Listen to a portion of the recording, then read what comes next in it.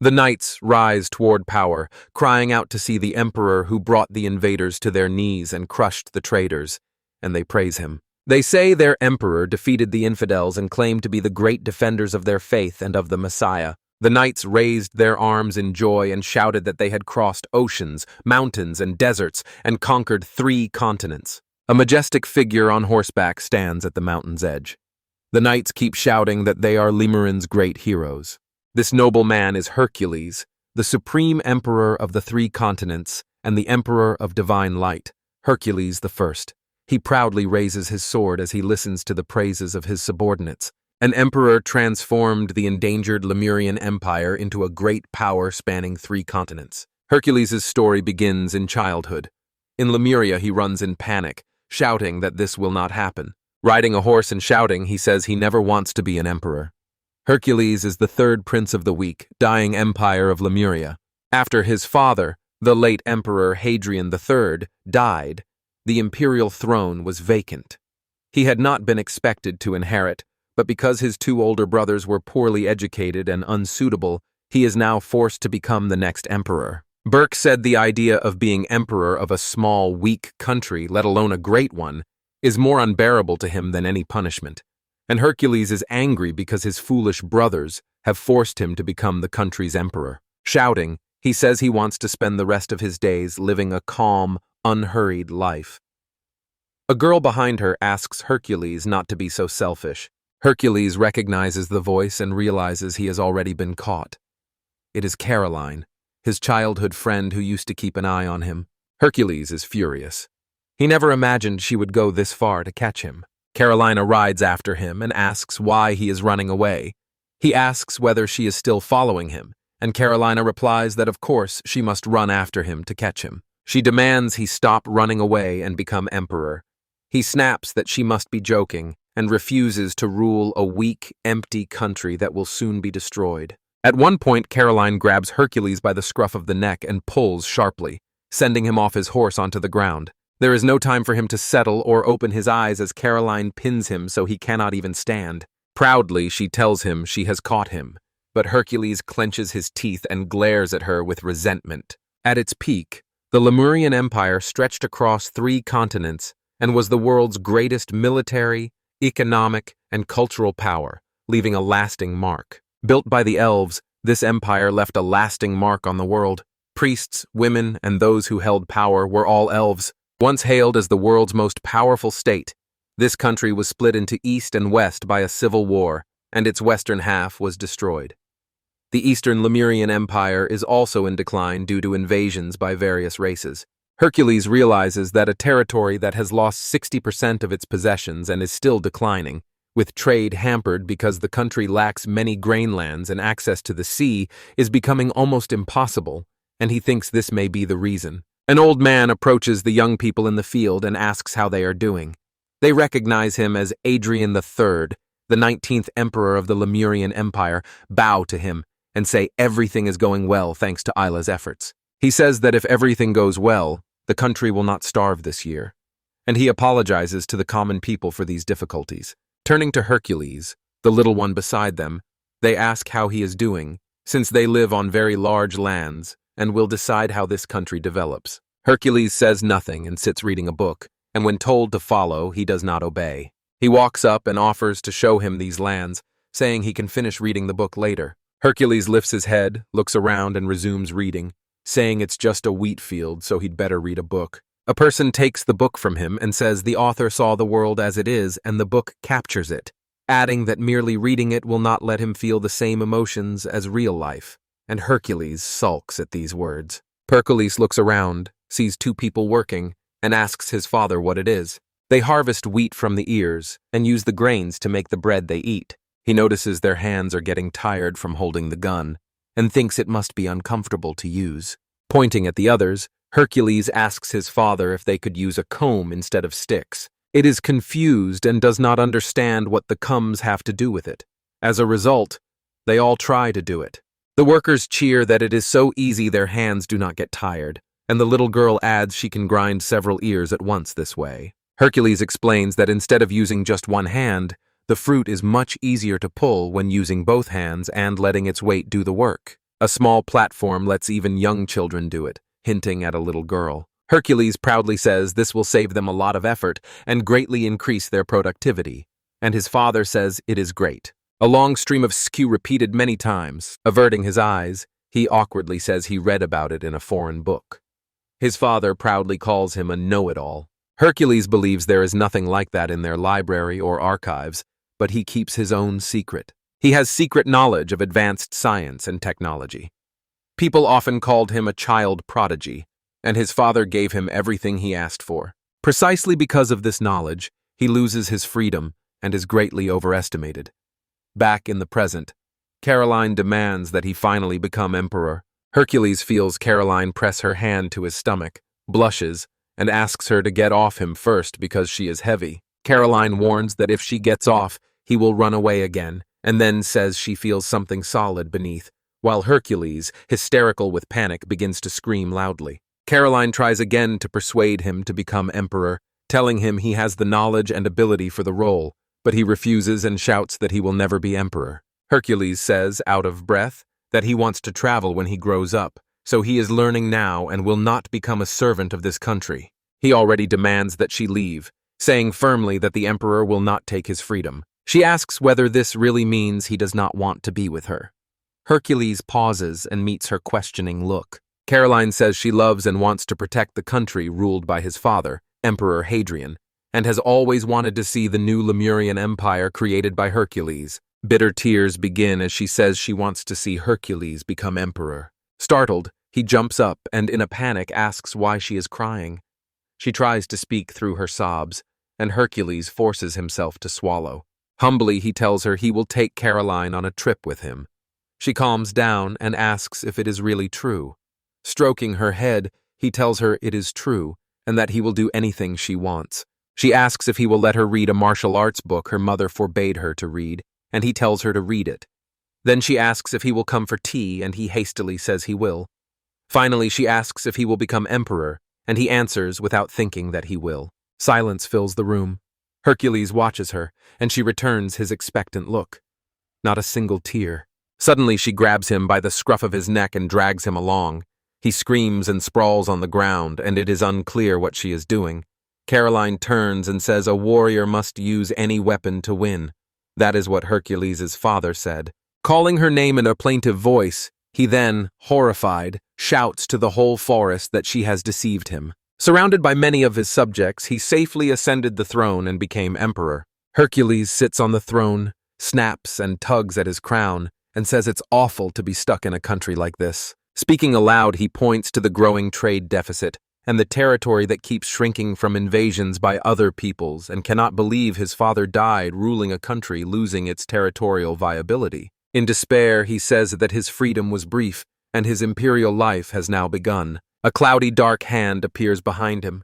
Then the full silhouette of a long-haired woman floats in the air. She says she already told him he is destined to be emperor. Having taught him much about the other world, she hopes he will succeed. He has a lot of knowledge from another world, but it wasn't originally his. The person who owned it was born and raised on Earth in Japan, and I think his name is Sarari Ishishichi. Ultimately, he solved every problem so far only because he has knowledge from another world. This is all the doing of a strange demoness. Her clothes are stained with blood, and she has long dark hair and a sinister smile. He asks her if she has any idea how long she had a headache because of it. Once, in another life, he was a boring, stupid person. Knowledge is certainly useful. The demoness tells him she has high hopes for him, calls him a future great hero, and then disappears. Hercules starts shouting nervously that he is overwhelmed by the urge to abdicate. A second man enters, sighs, and tells Hercules he does not look like a man who has just taken the throne. He is Christopher Augustus, Hercules' uncle. Hercules asks him suspiciously whether he is really a relative. Though he does not look like family at all, he points his index finger and says menacingly that he was the one who suggested this idea to his father. Hercules tells his uncle that despite having two brothers, he favored him above them and calls him the one who hinders him, adding thoughtfully that he does not remember doing anything specific. But Adrian spoke about him a lot. The uncle says Hercules could speak at 2, and by 3 he could read and write, and by 4 he had reread every book in the castle, but that was not enough for him. So Hercules covers his ears and asks him to be quiet. My uncle heard that he invented senbakoki, which made wheat harvesting more efficient, and their wheat production has grown exponentially since then. Uncle smiles and says the people and the former emperor were very pleased. In any case, he believes his accession to the throne was the right decision. Hercules sighs heavily and says dreamily that he wishes they would rise up against him. Then a subordinate rushes in and turns to the imperial majesty in a panic. The uncle grins and says a man has arrived who will change the mood. Hercules tells him he has terrible timing. This is Galfus Galanos, Caroline's father. Apologizing to Hercules, he says that from now on they must handle the empire's administration together. Hercules covers his ears against the noise and says he now realizes who Caroline takes after. A young man steps out from behind and tells him not to speak that way, since Gelfus is always like that. This is Lucanos Lucalios, the patriarch of New Lemuria. Hercules asks Lucanos if he has been here the whole time, and Lucanos admits he is terrible. Hercules reasonably says that a maternal relative, a military man, and a unit are in the room now, and he himself is a 12-year-old emperor. Hercules stands and declares the country doomed, removes his crown and gives it to them, saying they can carry on with politics while he retreats to the library to enjoy himself as everything falls apart. Smiling awkwardly, Lucano says there's nothing they can do, so they'll have to rely on Lady Caroline again. A little later, Hercules gazes dreamily out the window and says he was born into a terrible world to become the emperor of a dying country. He remembers the faces of his citizens begging him to save their countries and struggles to recall the sound of the crowd. Closing the book, it tells them they alone bring quiet peace and relaxation. He says aloud that much knowledge waits for him outside the castle, but only that knowledge will help him know his true nature. Smiling, he says books are his best companion for escaping this narrow world. Hercules opens another book to see what kind of world it will offer him today. Caroline abruptly appears from the corner and calls him in a panic. Terrified, Hercules shouts across the library. Awkwardly, he asks what happened, and she replies with a pleased tone that he is stuck here again, then says loudly that she heard him and that he is shirking his work again, while Hercules says resentfully that they told Caroline everything again. Hercules says that with so many people here, he does not need to get involved in politics, reminds her he does not force anyone, and adds that the title of emperor is enough for him. Carolina gives him a haughty look and asks whether he understands anything about politics. Angry, he asks her to repeat herself, and Caroline turns away, saying it's a pity even though Adrian recognized him. She walks away, saying it's a shame because she had thought Hercules could solve the country's financial problems in an instant. She says she was apparently mistaken. After all, Hercules is only 12. His ear twitches at those words. She keeps repeating what his father would think if he heard it, and Hercules stands up and asks if she really thinks he's a child. She turns to him and he laughs, saying he, of course, understands politics and asking what she thought and how much knowledge she thinks he has about the world. Hercules says resentfully that it will be much easier once he fully understands the problem, but when Caroline asks, he says he can't do it now. Hercules becomes even angrier. If she insists, he promises to improve the empire's finances within 3 years. Caroline smiles at him, and he says in return that if he truly solves all the problems, she will grant one of his requests. Carolina hesitates at first, then agrees, saying she'll do whatever he asks. He smugly says she agreed to it.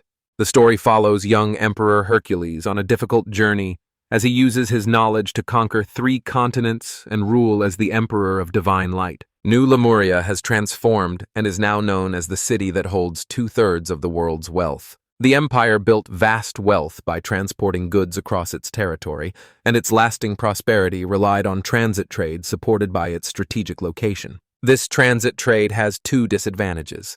The first depends on the political situation and the economic conditions affecting imports and exports at the destination. In the second case, all the wealth will inevitably flow through a neighboring country, the greatest empire's main enemy, the Kingdom of Furs. Standing before a huge bookcase, Hercules pulls out a book, reads it with interest, then closes it and draws conclusions. He says the Lemurian Empire must find another source of income apart from transit trade. Those in power begin to rejoice, telling Hercules he is finally motivated. Hercules snorts angrily but does not deny anything.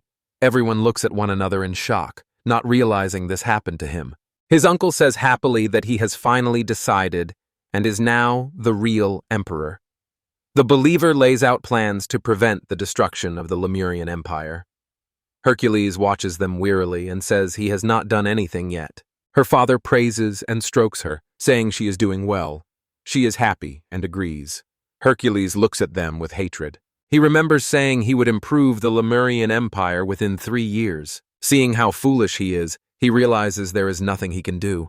Sweat runs down his face as he blushes. A girl turns to him and says, "Improving your finances in 3 years sounds crazy." And Hercules touches the book, says it's possible, then begins exporting goods on a small scale. He notes that apart from wheat, which is the empire's staple food, the empire also grows grapes and olives, which are processed into its main exports, wine and olive oil. Here are the empire's main export and financial resources. He says all countries produce these goods, and the First Kingdom's handicraft industry is developing just as well as the Lemurian Empire's, but competition from the Lemurian Empire means it barely makes any profit. He says they should begin rebuilding their finances. He plans to create a special Lemuria product, and everyone is listening with interest. The maid approaches with a teapot and cups. Everyone turns to her as she fills each cup and hands them out. Everyone watches the black drink nervously and does not want to drink it. Hercules sips without hesitation and tells the others not to hold back, since he's just been made. They want to hold back and say something to Aymar. Hercules, smiling, tells them to try it soon. All of them take a cup. One of them says aloud that he smells strange.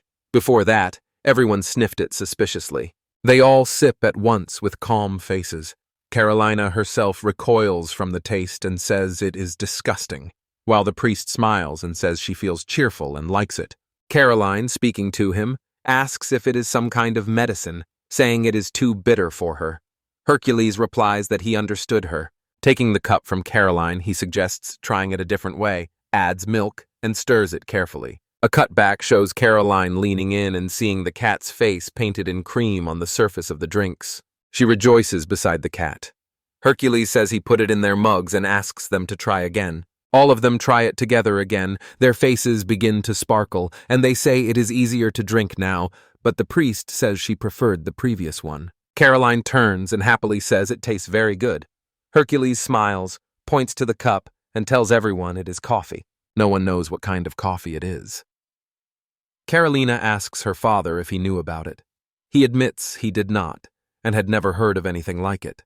Hercules gently wipes the remaining foam from Caroline's lips with his finger, and says he learned about the drink on a train a few years ago, and that it was grown in the church so the ministers could stay vigorous for a long time. He says this country has few water sources, and the available water is hard to drink, so Lemuria's main drinks are grape wine and another drink that keeps for a long time. If they drink alcohol, they get drunk, so wealthy aristocrats drink tea imported from the East, but it is still very expensive because of imports. Coffee has no fixed production methods, and most importantly, it can be grown in Lemuria's climate and soil, so selling it as an imperial specialty was bound to attract attention.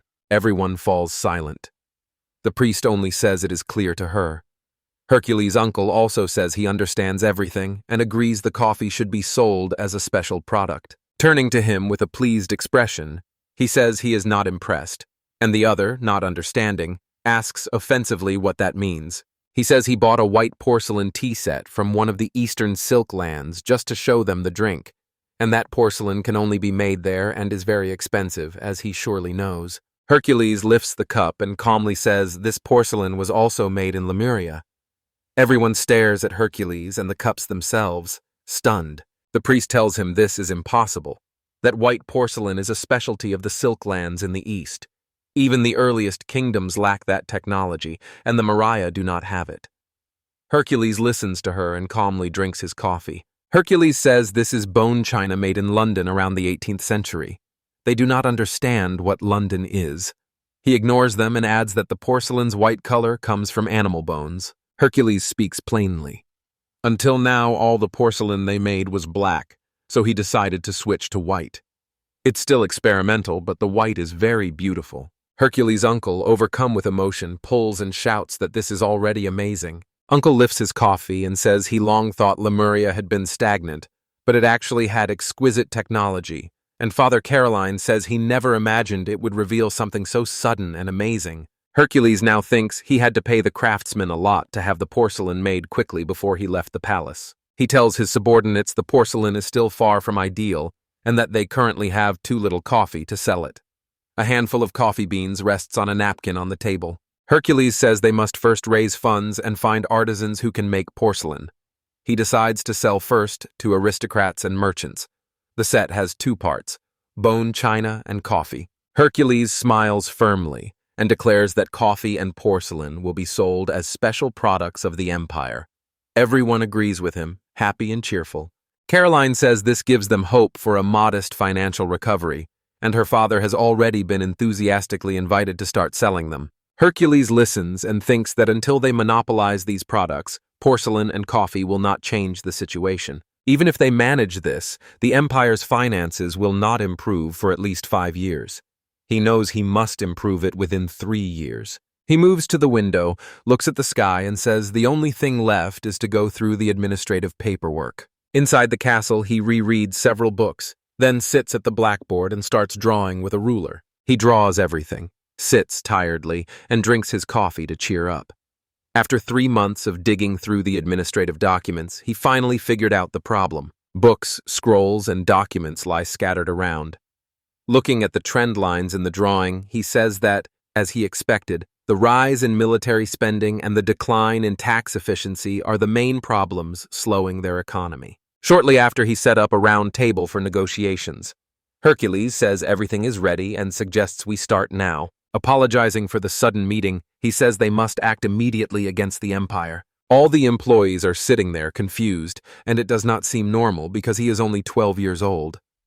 Hercules is just drinking his coffee while Caroline is angry at anyone who mentions him. Hercules announces they will start, then points to the boy beside him and admits he has not seen him before.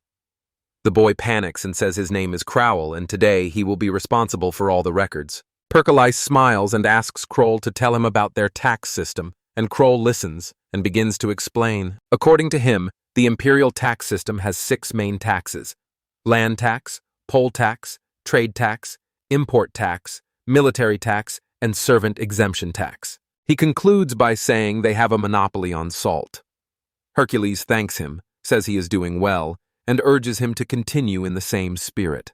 The cruel man stands and convulsively thinks about the praise he received while Hercules begins to generalize about the tax systems just mentioned. Hercules proposes abolishing or revising the poll tax, merchant tax, import tax, servants exemption tax, and salt monopoly. At first, everyone freezes, taking in the news. They shout back his words and argue about how taxes would be collected if they were canceled. Hercules tells them to calm down and promises to explain everything now. First, he discusses the poll tax. The Uncle Handsome list, Hercules explains, is a record of people in the empire from whom they collect the poll tax. Hercules asks Kroll to take a look and tell him what he thinks. A crow looks at it and says there are too many women here. Hercules screams that this proves his point. This place has too many people with disabilities. He says the empire charges men a higher poll tax than women, and it is even lower for people with physical disabilities, and these reports are simple sheets of paper, so a family of 4 men and 2 women can get tax benefits simply by listing 2 men and 4 women in their family. Someone stands up and says there are 10 million people in this country. Not everyone can be checked. Hercules himself agrees with him. According to him, because horses cannot verify these claims, people began claiming visual and hearing impairments to evade taxes by any means, and they succeed. Hercules addresses the politicians and asks whether they can say with full confidence that the information is correct, and their faces change as they begin to panic. Calmly sipping his coffee, Hercules says he does not need a tax system that cannot properly collect taxes, and that it needs to be abolished. Everyone goes quiet and looks at one another. Crow watches and is amazed. The noisy bureaucrats fall silent and have nothing to say. Hercules apologizes to Kroll for asking repeatedly and asks him to explain how the trade tax is collected, noting that a merchant's tax rate is based on profit and the type of goods. Hercules asks Kroll how he will find out the exact amount of his sales income, and Kroll replies that he will know from the man's own words, saying "Erd," while Hercules shouts again that this is it, and that here you can just lie, and poor Kroll is barely holding on. Hercules claims traders can falsify their figures. The tax on trade generates significant revenue. They must pay what they earn to the state as a national obligation. Hercules says he will not change the trade taxation policy, but with the labor, time, and manpower required, they cannot afford unannounced inspections, so it needs to be reviewed. Hercules looks further and notes that the import tax, which only slows trade and brings little revenue to the treasury, is followed by a tax on freeing servants, and by their time servants are no longer exempt, yet they still keep this outdated tax system. Hercules says both will be abolished. Crowell says 4 tax systems were abolished or sent for revision almost immediately. Hercules studies the list and they finally reach the salt monopoly. Everyone tenses up. Hercules says that the policy adopted during the late Emperor Hadrian's reign helped the empire secure a new source of income. The empire made up what it could not collect from the poll tax by selling salt at 30 times its normal value. Hercules insisted that people needed salt, so they bought it no matter the cost. But he found something here. From behind, the priest steps forward with a tray holding a bag, and the bourgeoisie watch in panic and horror as they realize what it is. Crow studies it, not understanding what it is. Hercules calls Caroline over and asks her to taste it. She tries it, and when he asks how it tastes, she says it's just ordinary salt and that it's better and cheaper than monopolized salt. Hercules claims this illegal salt is far better than the empire's monopolized salt, and it is sold across the imperial table at a fairly low price. He says salt being sold on the streets shows someone is quietly pulling the strings behind him. All politicians hide their faces and eyes. Hercules addresses the men and menacingly accuses them of laughing at his father's tax system. Everyone begins to sweat from fear and tension. They lower their heads. At this point, Caroline's father draws his sword in defiance.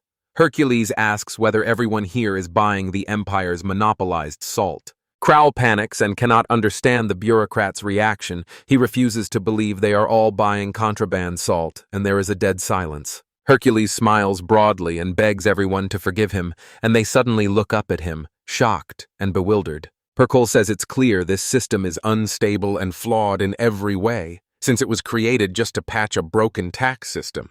So they're canceling it too. Everyone stares at him in horror. Hercules says he is also willing to look the other way on smuggled salt. The crowd listens to him with keen interest and fidgets. Hercules says it will happen there only on one condition. People begin thinking out loud about what the condition is. Hercules advises the merchant to form a trade union. Everyone looks puzzled, and Kroll starts to think. Hercules points out that when merchants use traditional methods, they clearly falsify reported income, and it is impossible to track their exact actions. Forming a trade union would reduce how many people must check incomes, let unions cross-check merchants and each other, and enable the government to gain some control over the economy with the union's help. Someone says there are concerns that forming a trade union will raise prices, and he thinks that if they set the price for one item, it will encourage others to raise prices to make a profit. Many here believe trading is a vile business, and say money is earned not by simple buying and selling, but by constant thinking, and Hercules is outraged that anyone could earn a living that way. Hercules says that if there are few buyers, merchants should join forces to work out how to sell their goods, because if prices are suddenly raised, no one will buy and the goods will rot. He points out they also know the merchants have formed an unofficial union and suggests using it to their advantage. Speaking to them like gentlemen, he snaps his fingers and says he has invented a new tax system and wants them to contribute. My uncle is handing out leaflets to everyone, and Hercules says there are no emperors or bureaucrats here right now. Only a group of people who want to restore the Lemurian Empire and who can do it. Hercules tells everyone not to hesitate to challenge his decision. The group reads the documents intently and stays silent. Seeing their reaction, Hercules says he believes they are underpaid, and if they successfully implement fiscal reforms, he will personally ensure their salaries are fair. Hercules smiles and encourages everyone to try hard together. People start thinking and saying they want to ask questions and discuss them in detail, explaining their reasons. A heated debate broke out in the meeting room and lasted 3 days and nights. After many improvements and adjustments, a new taxation system was finally created and announced throughout the empire. 2 years after the new tax system was introduced, the empire's tax revenue rose to about 1.5 times its level 2 years earlier. Tax spending, including staff costs for the imperial palace, was revised to cut the national treasury's expenses, and all imperial house treasures without historical value were sold off evenly. The Lemurian Empire's treasury began to recover safely, and the new emperor Hercules, aged 14, received firm support from merchants running national logistics. Caroline says this is excellent, and believes he can solve the empire's financial problems in under 3 years. Hercules proudly says he knows this, but she declines to pat his head and instead happily offers her hand in agreement. Blushing sharply, he turns away and grows nervous. She turns to him and asks whether he is sure he wants to go out into the city, since such a crowded place would surely cause a disturbance. Hercules says everything is fine, because to Caroline he is still the same man he always was, and the rest of the world is wrong about who he is, and Caroline turns to him and asks whether he used some kind of magic. She replies that she will make the reservation anyway and asks whether he plans to leave the castle disguised by magic and skip his official duties, and he replies that Christopher and the others will take care of it. Offering his hand, he says he wants to introduce Caroline to 4 Lemurian landmarks today, and she looks at him in surprise and blushes. At the museum, Hercules says this is the first exhibit he wanted to show her. Surprised by all the art, Carolina asks what kind of place this is. Hercules proudly says he built it. She is shocked. He asks whether she remembers when they opened the warehouse during the financial control. At the time, he planned to sell some surplus artworks to replenish the treasury, but many items had high historical value or were too precious to sell, and he believed selling them would bring a curse. There were so many, he says, that they decided to display them here. Listening carefully, she looks around. She pauses at an item and asks whether this vase was stored in a national warehouse. Hercules explains this is an aristocrat's private property. It was originally planned to exhibit only art from the castle, but the aristocrats insisted on showing their wealth as well. Grinning, Hercules says they will rent out space and charge visitors an entrance fee, so they will earn a lot of money. Hercules sees no reaction from Caroline, grows outraged and stares at her, thinking this is not the reaction he expected. Then the she-devil appears and says this is true because women are not interested in male bragging. Hercules demands that she stop appearing out of the blue. Her reply is that she is just giving him advice. She says Carlina can think like anyone. It seems Carlina has not yet grown to love art, so she asks whether he should use something simpler, and Hercules listens and begins to consider other options. Hercules decides to go to the next place and says the next attraction is the street market he used to visit often. Everyone is working hard, selling bread, washing things, and separating grain from the rest, and Caroline, surprised, says it is so lively here, and that she has never been to a place like this before. Hercules says that since Lemuria was the capital of 2/3 of the world's wealth, the shelves here have always been stocked with a wide variety of goods. With nothing to attract visitors, they built a museum beside the market, which brought people to buy a variety of goods. He tells her local artisans can even make a souvenir with her name and the date, though it is not currency, and Carlina is genuinely surprised and happy. This place has become lively thanks to Hercules, she says, and he agrees, handing her something and asking what she thinks of the beads Caroline is looking at. Hercules says out loud that Caroline's eyes are like rubies, and then adds, "They are even more beautiful than rubies." Caroline blushes and says he's flattering her. The man says that if she likes something, she should tell him and he will buy it for her.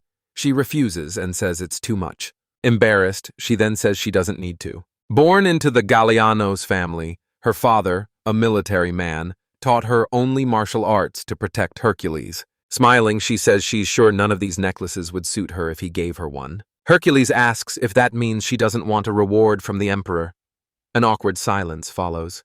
In a panic, she says this is not what she meant to say, and Hercules laughs, telling her to accept it because he only wants to give it to her. Carolina is very beautiful, he says, and will look good in anything, while she blushes even more. Turning away, she asks him not to tease her again. He grins proudly, thinking this is exactly what he wants. Carolina turns back to the decorated table and notices a necklace with a large dark stone. Noticing her reaction, Hercules asks if she likes anything. Walking away, she says it's not like that, and that she doesn't like anything here. Hercules thinks that, given how things are going, it's probably not worth showing an aqueduct under construction, a bridge structure with a channel that carries water across a ravine or river. He thinks it through and knows what needs to be done. They watch how horses race in competitions. Caroline's face shows childlike joy. She enjoys the chariot race. Visiting here was something she really wanted. Hercules says he only thought Caroline might like chariot racing. She agrees happily and says everyone likes it.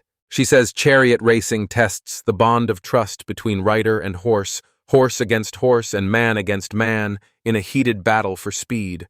And Caroline is confident that everyone would like it. Enthusiastically, she says that the red comet Chenotis quadriga is especially cool. Herc, a very popular jockey, has won many races since his debut. Hercules replies briefly that he understands. All the race's heroes say goodbye to the audience. Caroline sighs and says today's race is over. All the musicians suddenly start playing trumpets, and she turns to see her father hold a handkerchief high and then lower it dramatically. Suddenly, riders burst back into the arena at furious speed, and Caroline watches it all in shock. She can't make sense of what's happening. The organizers decided to run 2 races. From the start, she thought there was only 1 gate. Hercules says they added more gates when they rebuilt the stadium, and Caroline listens admiringly. He says the stadium has long had financial problems and suffered from poor maintenance, so they decided to rebuild it as part of a new project. Hercules says calmly that it is ultimately cheaper to rebuild than to repair. She cuts him off and shouts that he is standing right in front of him. The red comet, Chenotis. Hercules stands silently as she screams that she can't believe she's seeing him in person. He wishes he knew more about what he'd done. Seeing a happy Caroline, he smiles, thinking it's good too. They leave the stadium. Carolina jumps for joy and says it was amazing. She can hardly believe he went for it at the last minute. The red comet fully justified his name to her. Hercules tells her with regret that she has completely forgotten him. Mid-race, she bows to him and asks him to excuse her, saying she is very sorry. Hercules walks past her, says he knows it's late, and offers to walk with her to the last place. She follows and asks where to go. Grinning, Hercules tells her they will go to the sea. Caroline's face darkens. Hercules doesn't understand what's happening. It's not the kind of place for walking and dating, and she says she has never heard of such a thing. According to her, the sea is where Lemuria's sewage ends, the worst place to go, reeking of filth and utterly disgusting. Hercules knows those places were picked for dating in that world. With a smile, he tells her everything is fine. She still refuses. Pushing her, he says everything is fine, but she keeps resisting, and when they reach the sea, he points it out and she slowly opens her eyes. Gazing down at the wide sea, she watches its surface reflect the sun's rays and takes it all in with fascination. Surprised, she looks around and sees no garbage and the water is clean and doesn't smell. The harbor used to be full of fish waste, but now it is spotless. Hercules says it's all thanks to the law. He says that until now, all of New Lemuria's sewage and garbage have been dumped into the sea, making the harbor very dirty and sometimes causing epidemics. He explains he built it to fix the situation, then points to the building and immediately calls it a sewage treatment plant. He explains that the system routes all wastewater in New Lemuria through a series of filters before releasing it into the sea. He says there is now a law against littering, that he will create a new position responsible for garbage collection and cleaning, and that to keep the area near the capital clean, he decided to dispose of all the garbage somewhere outside the capital. Carolina says she can't believe he went to so much trouble and made a law to remove all the garbage, and she doubts it was necessary. Hercules comes up to him and says he needs it. Pulling her close, he kisses her forehead. Smiling, he says that since he has a date with someone he likes, it would be nice if the streets were clean, and she begins to blush and feel warm. Reaching for her neck, he fastens a necklace and says, "The blue stone looks good against her red hair." Surprised, she says it's the same necklace here. He replies that he thought she liked it when he was watching. He tells Caroline it suits her. After a short pause, she thanks him with a big smile. They remain still for a long time without unnecessary movement, as if Hercules is waiting for something. After a pause, He openly says he wants her to do it too. She looks at her panicked, and he says he wants her to kiss him on the cheek as a sign of gratitude. He says he has worked very hard up to today. Thanks to his policy, this sea has become so beautiful. He reminds her that she agreed to do anything he asked, and Hercules sees her reaction. Doubt creeps in. He doesn't want to ask for too much, and it feels too soon for Caroline to ask for a kiss. She cuddles up to him, kisses his cheek, and tells him he did a very good job. Hercules starts to blush as well. After she pulls away, he thanks her. Then the she-devil appears and says how hot it has become here. Hercules tells her to shut up, and Caroline doesn't understand his reaction. At that moment, someone in the castle says suspiciously that they do not see him here today. Another replies that he's meeting Lady Caroline today.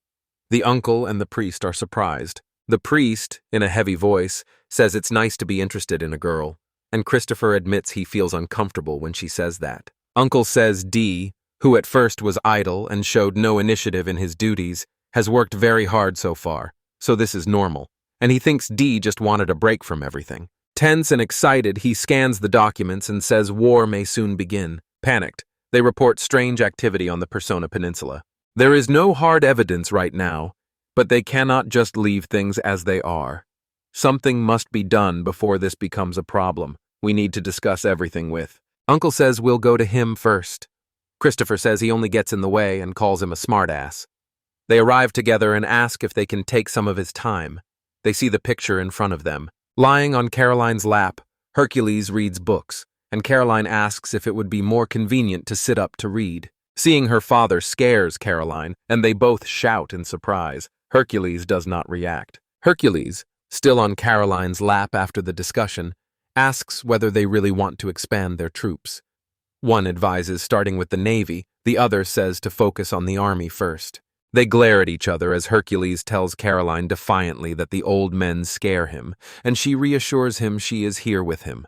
Hercules rose and said most of last year's increased profits were spent on state-owned enterprises. Investments in irrigation, rebuilding military infrastructure, aqueducts, and public health must strengthen the state's foundation because without that it will be impossible to expand the army. He says public morale must be maintained, yet he personally planned to raise the military budget at the start of the year. Citizens should be ready to fight for their beautiful and comfortable country. Hercules says he planned it all. This country's army is too weak and too disorganized to be reorganized. The two look at him in fear. Hercules says that despite the differences among the races bound by the peace treaty, they can set those aside and quietly start raising funds on their own. And he knows they must strengthen their military because their army is very weak. His uncle says that, despite his words, they still notice a strange movement on the outskirts. Hercules asks whether they really mean the Persona Peninsula. He already knows. He says suspicious, unregistered transactions by the wheat and iron guilds have been confirmed, and customers of merchants and intermediaries everywhere report an unusual rise in mercenaries coming to them. When Hercules traced the sources of all these changes, he discovered they all led back to the Persona Peninsula. He says the people from Persona, and he'd even bet they think that as long as a child sits on the throne they can crush them, that they don't understand personal conflicts, and that they see such conflicts as vain. Leaning back on the sofa, Hercules says it is obvious they will be attacked sooner or later. Expanding this weak army will be a waste of money. Sighing, he says it's difficult, and Carolina listens and tells him that if the Lemuria Empire's army grows stronger, she will reward him. Hercules rises at once, orders Galphus and Christopher into action, and convenes a strategy meeting. Christopher thinks it's so easy. Galphus listens and thinks this is exactly what he expects from his daughter. Hercules tells everyone they still have money after the financial reform. Currently, the Lemuria Empire's army has about 20,000 heavy cavalry and longbow archers combined, and about 100 warships. Now is the time to consider going to war to seize lands lost under the previous rule. Hercules asks Galphisa exactly how many more reinforcements they need. Galphisa answers thoughtfully that he would like to say their cavalry is still sufficient, but he is not confident in them. He replies there are at least 10,000 infantrymen, but says he would ask for 20,000 if he could, and Hercules tells him not to ask for more because they cannot afford it. Galphas sits solemnly, convinced it is hopeless. Hercules turns to Christopher and asks about the fleet's status. He says he remains satisfied with the naval forces, but many ships are already at their limit and should be rebuilt. Cutting the army's costs would greatly increase control of the sea. Hercules asks whether he intends to maintain the status quo. Gulfus says they haven't had naval battles in almost 20 years and now need an army. Christopher is outraged and demands to know what he means. He shouts that if they lose control of the sea, the imperial capital will be indefensible and insists the fleet is essential, but Gulfus refuses and demands the army be strengthened, saying there is no need to bother with parasites. Hercules listens and thinks their complaint is justified, since their troops need more attention and funding. The Lemuria Empire's military is divided into two parts. Gulfus led the army, and Christopher commanded the fleet. Initially, Lemuria maintained a permanent force of 100,000 infantry. The cavalry was replenished with recruits or mercenaries from allied tribes. The main army was well-trained and adapted quickly to any battlefield, which pushed the Lemurian Empire to expand its territory. But under the previous emperor Hadrian III, the army's size fell sharply. He destroyed the infantry and built an army of heavy cavalry and archers that were less flexible but effective in battle. Hercules thought it wise to reorganize the army and use these soldiers as a suitable replacement for the horse troops. During this period, the soldiers were half peasants and half mercenaries from the allied tribes. Although poorly equipped soldiers in his army held their ground yesterday, winning was simply impossible. Hadrian III continued to lose people, and with no chance to improve their capabilities, the number of lost battles grew. Money kept being wasted on costly horses and armor, and the Lemuria Empire soon fell into financial trouble. This is how the state's finances reached their current difficult condition. So Gulfus and Christopher are arguing and swearing. Caroline turns and asks whether assembling the main army is difficult and suggests bringing in mercenaries. Hercules pauses and concludes that mercenaries would make things difficult. Mercenaries fight for money, and even the Habsburgs of Spain, who own South American colonies and grew rich from large estates and silver mines, have drained the country's budget to maintain the higher division of the Third. These problems and the lack of a regular army left some betrayed and suffering a sad experience, and Niccolo Machiavelli argues against using foreign mercenaries because they cannot be trusted. Hercules notes that Tertia has changed from a mercenary force into a regular army, making them unlike the French reinforcements who betrayed Machiavelli. Consider a Swiss mercenary who fought for France until his death.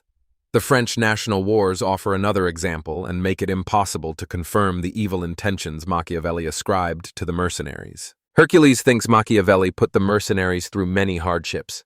About a third of the kingdom's theories were likely driven by personal motives. Machiavelli was not known for military skill. Arguing their army is too weak, he says hiring mercenaries would only make things worse and they should focus on strengthening the main army. Gulfus agrees and says they will not rely on mercenaries. Gulfus complains that most of the Navy's mercenaries can't even ride horses, and Christopher is annoyed. Christopher says their ships are flimsy. The broods of their army mistreated them, so now they must rebuild the ship. Once again, they start shouting and swearing at each other. Hercules warns that if they do not stop fighting immediately, he will force them to kiss each other by the emperor's order. The room falls silent as everyone sits down, and Hercules says it's great and calls them good boys. Hercules says they will not refuse the fleet. If they lose control, it will be hard to regain, so they should speed up building the ships. Christopher thanks. He adds that he cannot add another 10,000 cavalry, but can raise about 3,000 soldiers, and asks Gulfus whether that will be enough. Gulfus says the problem lies with the unit of 30,000 non-commissioned officers in the regular army, asks whether this is normal, and replies that if there are only 30,000 soldiers, then it is, since there will always be some junior officers. Perkley says this, then leaves it to Gulfus. Gulfus obeys and replies that it will be as he wishes.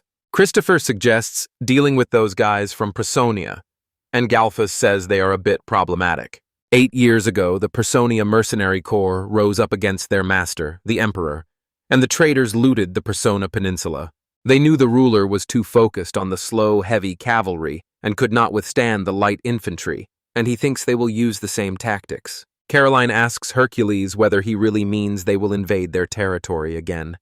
He replies that this is not the case, and that their plan is likely aimed at making the young emperor suffer and stealing the state's finances. They seem to be in serious financial hardship, and Hercules has heard that farmers on the Personia Peninsula are badly affected by toxins. Christopher and Gulfus start to realize who the enemy is. Hercules says it appears to be only him. While someone is cleaning the castle, a beast man with ears enters, sees a woman, and growls. It grips her with paralyzing fear and tells her there is nothing to fear because he is the king of this place.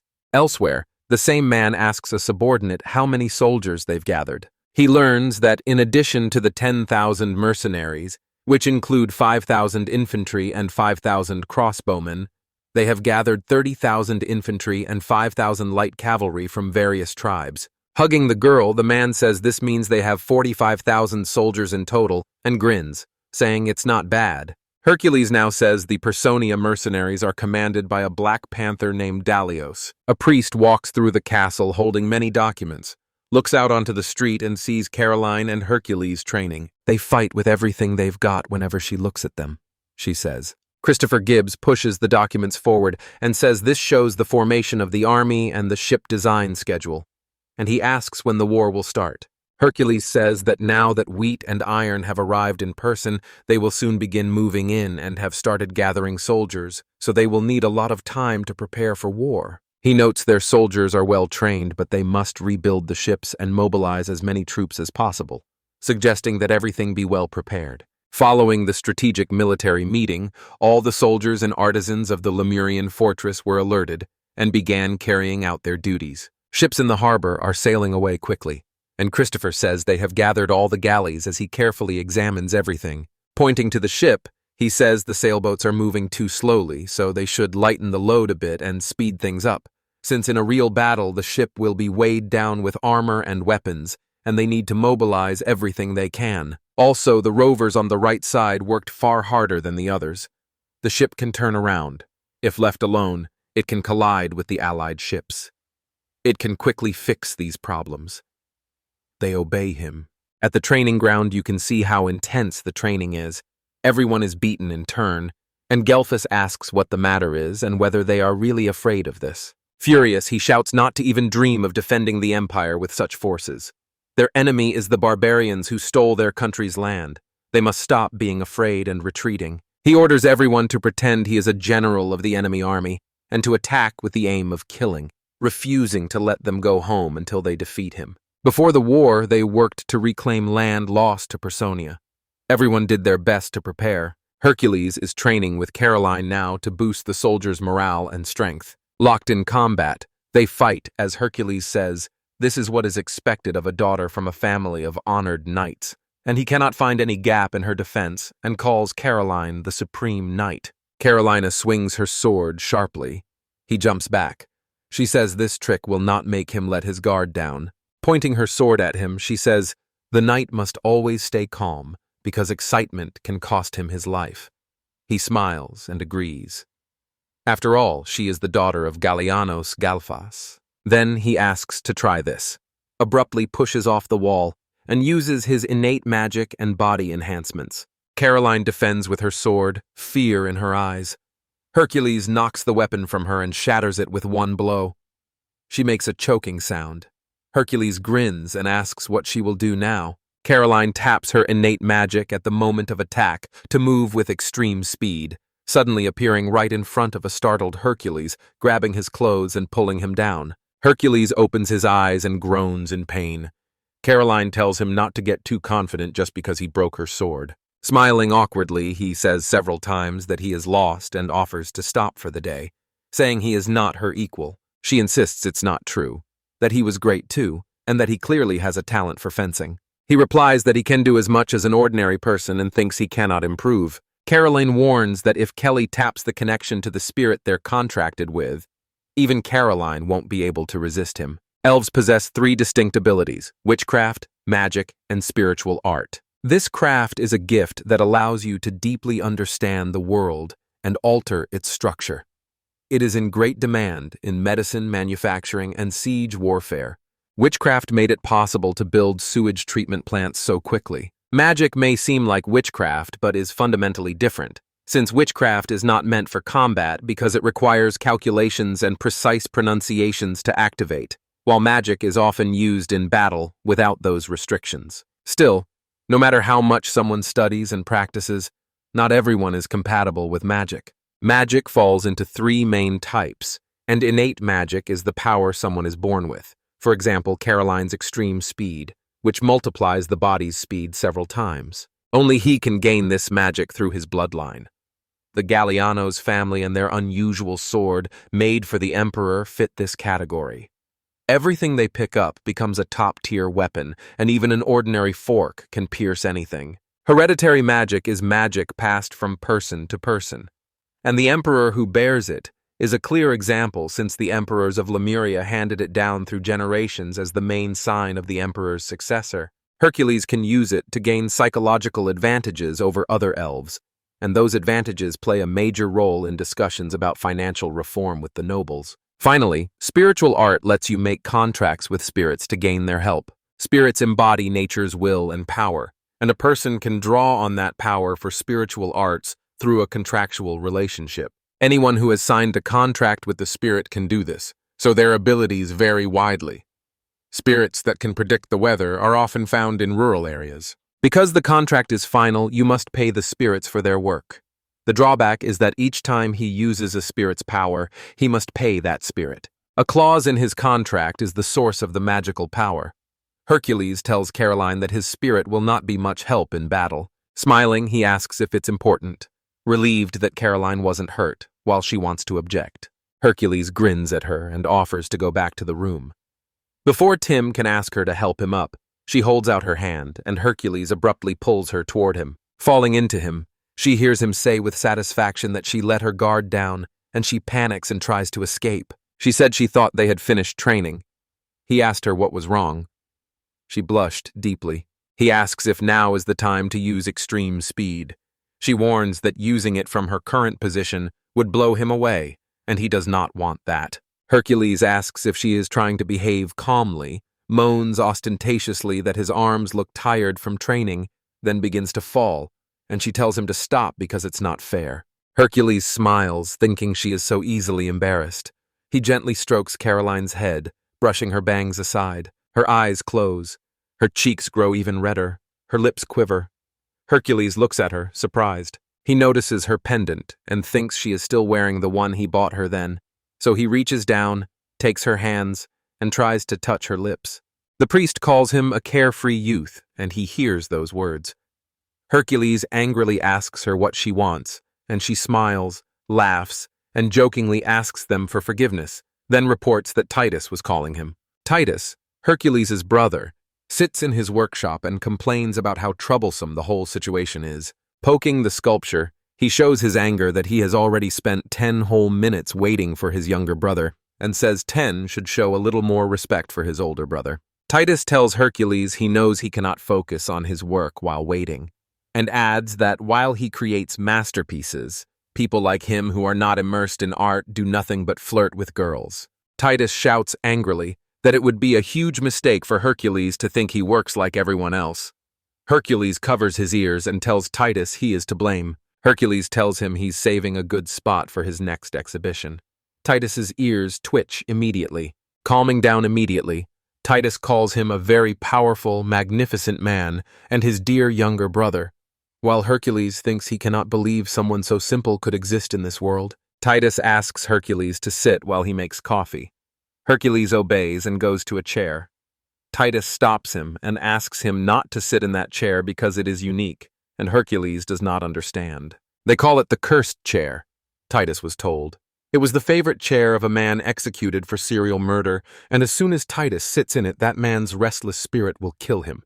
Titus boasts that this chair has killed more than 50 people because it is terrifying. Hercules suggests hanging it from the ceiling instead of showing it at gatherings, and the other man happily agrees and offers to put it on display. Titus, the second son of the Adrian family, shares the same views on art with his family, so they often talk despite his being only an amateur. And even after he, the younger brother, ascended to the throne, their relationship did not change. Turning to Titus, he asks how His Highness Adrian is doing, and Titus says Adrian still keeps to himself because he cannot get used to being denied the crown. Hercules asks Titus to hand over the crown. Titus says he would not advise it. If Titus gives him the crown, the state will come to an end. Hercules asks Titus for a crown, but Titus says he does not need one and tells him to stop joking. He says that Hercules created an art gallery and museum and discovered coffee, which brings a cheerful mood for several hours. He simply does not have time to be an emperor. Eager and inspired, Titus says that when he finishes the sculpture, he'll need to paint several paintings and then make decorations for next month's concert. He has so much inspiration he doesn't have enough hands, so he decides he needs to clone himself. Hercules says he's just like a huizon, though he doesn't know who that is, and asks to forget about it because he's just thinking out loud. He says he had hoped Adrian would take the throne, and before they drifted apart, he wished Adrian a good day, but Adrian just looked at him angrily. So now he thinks Adrian definitely hates him. Titus tells Hercules he simply cannot handle this problem. As his father's firstborn, he had a troubled upbringing. Handing the coffee to Hercules, he says that even if he cares, he won't solve this problem. Hercules has two older brothers. The family's second son was Titus, and the third was Adrian, who was named after his father and would have been Adrian IV if he had taken the throne. Titus says his father wanted his firstborn to be his heir. Perhaps the name was given to him to fulfill his father's hopes. But the father was wrong in how he showed love. By spoiling Adrian, he made him selfish and isolated him from society. Hercules believes he never used his powers for good, that he attacked the neighboring aristocrats' children and treated them cruelly, and that every time his father bowed to the victims and their families to cover it up, it was only so his son could inherit the imperial title. Titus says that once he tore his painting to dust. Hercules says that because they are fighting, they must have quarreled with him. Titus replies that they did not quarrel. Titus starts trembling with anger and says he got into a fight after his father told him he should not have drawn in front of Adrian. That day he learned the word baselessness. Hercules watches him and thinks he looks like a corpse. Titus blames his father for his character and says he had hoped it would pass with time, but it did not.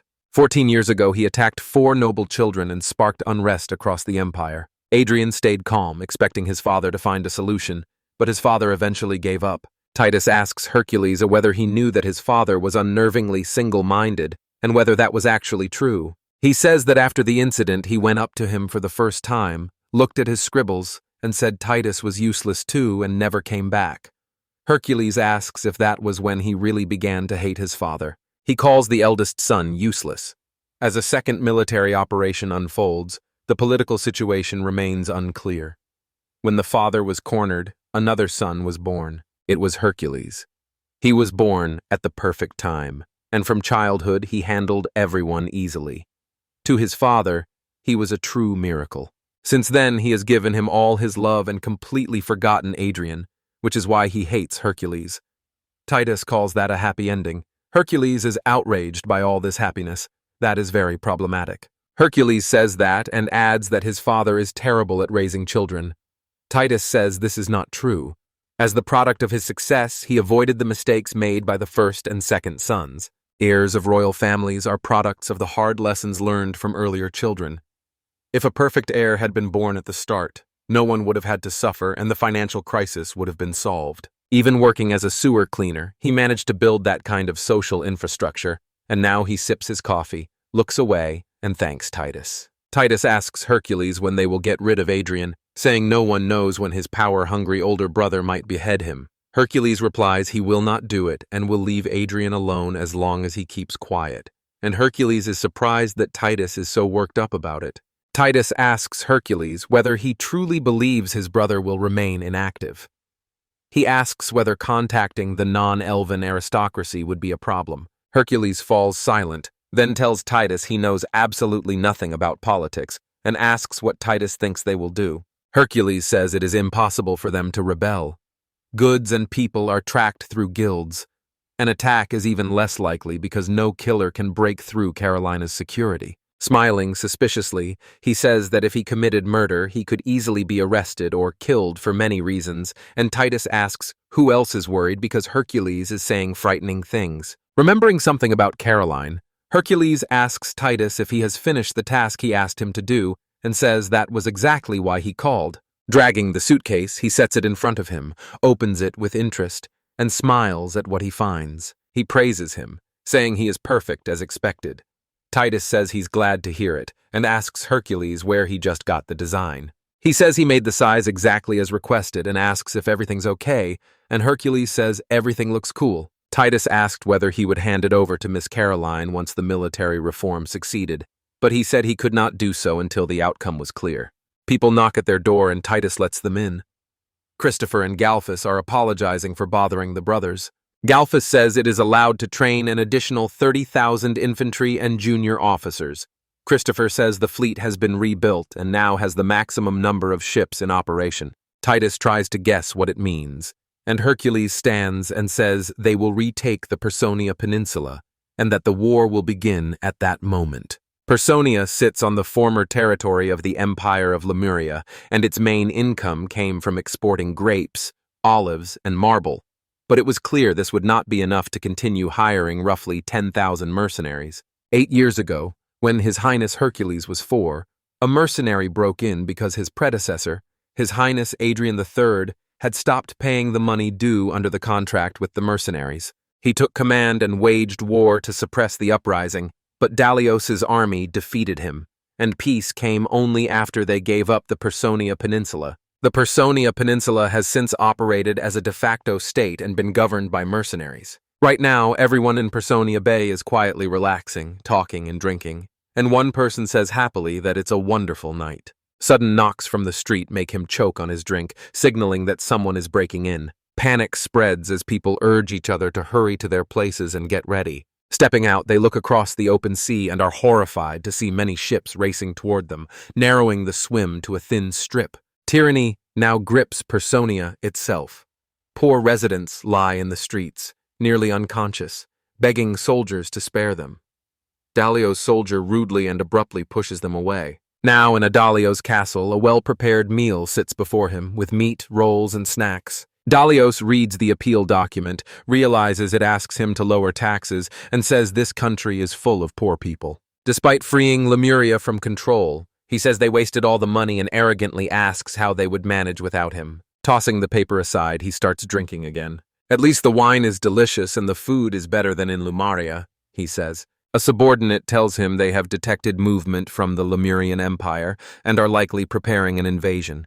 He smiles and says he already knows.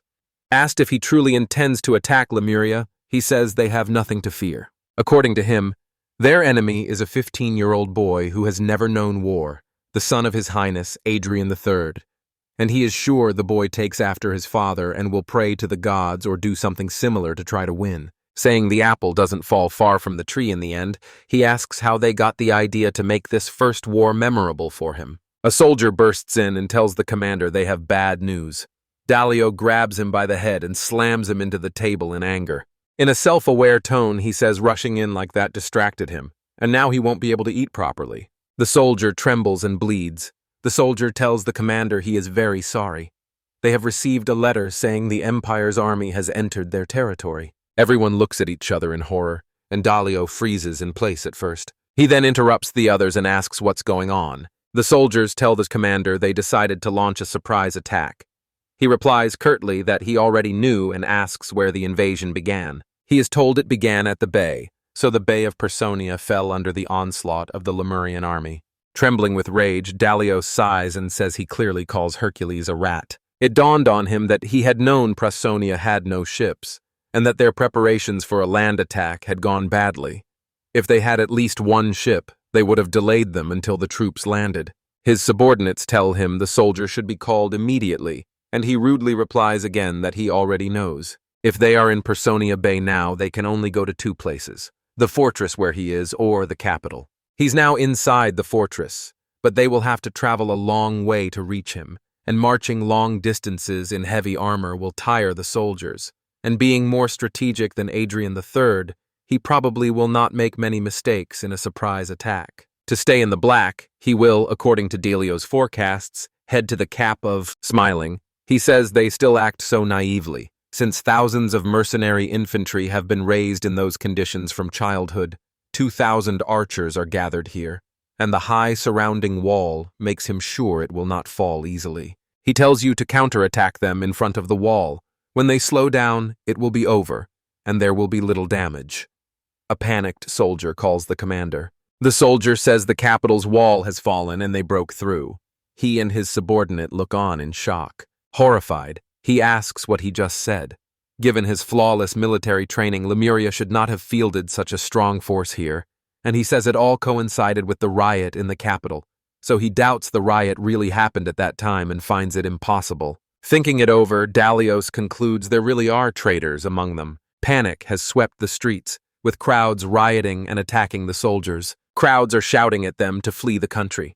They refuse to let taxes destroy them while they enjoy the food they paid for. The crowd is shouting to end this pathetic resistance. They cannot allow the Imperial Army to keep crushing them. They must calm down. One person orders the other to shut up.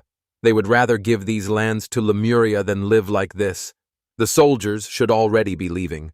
Soldiers are telling people to calm down at once. Without warning, one of his own soldiers stabs the squad leader with a sword. Other soldiers follow him and stab the commander.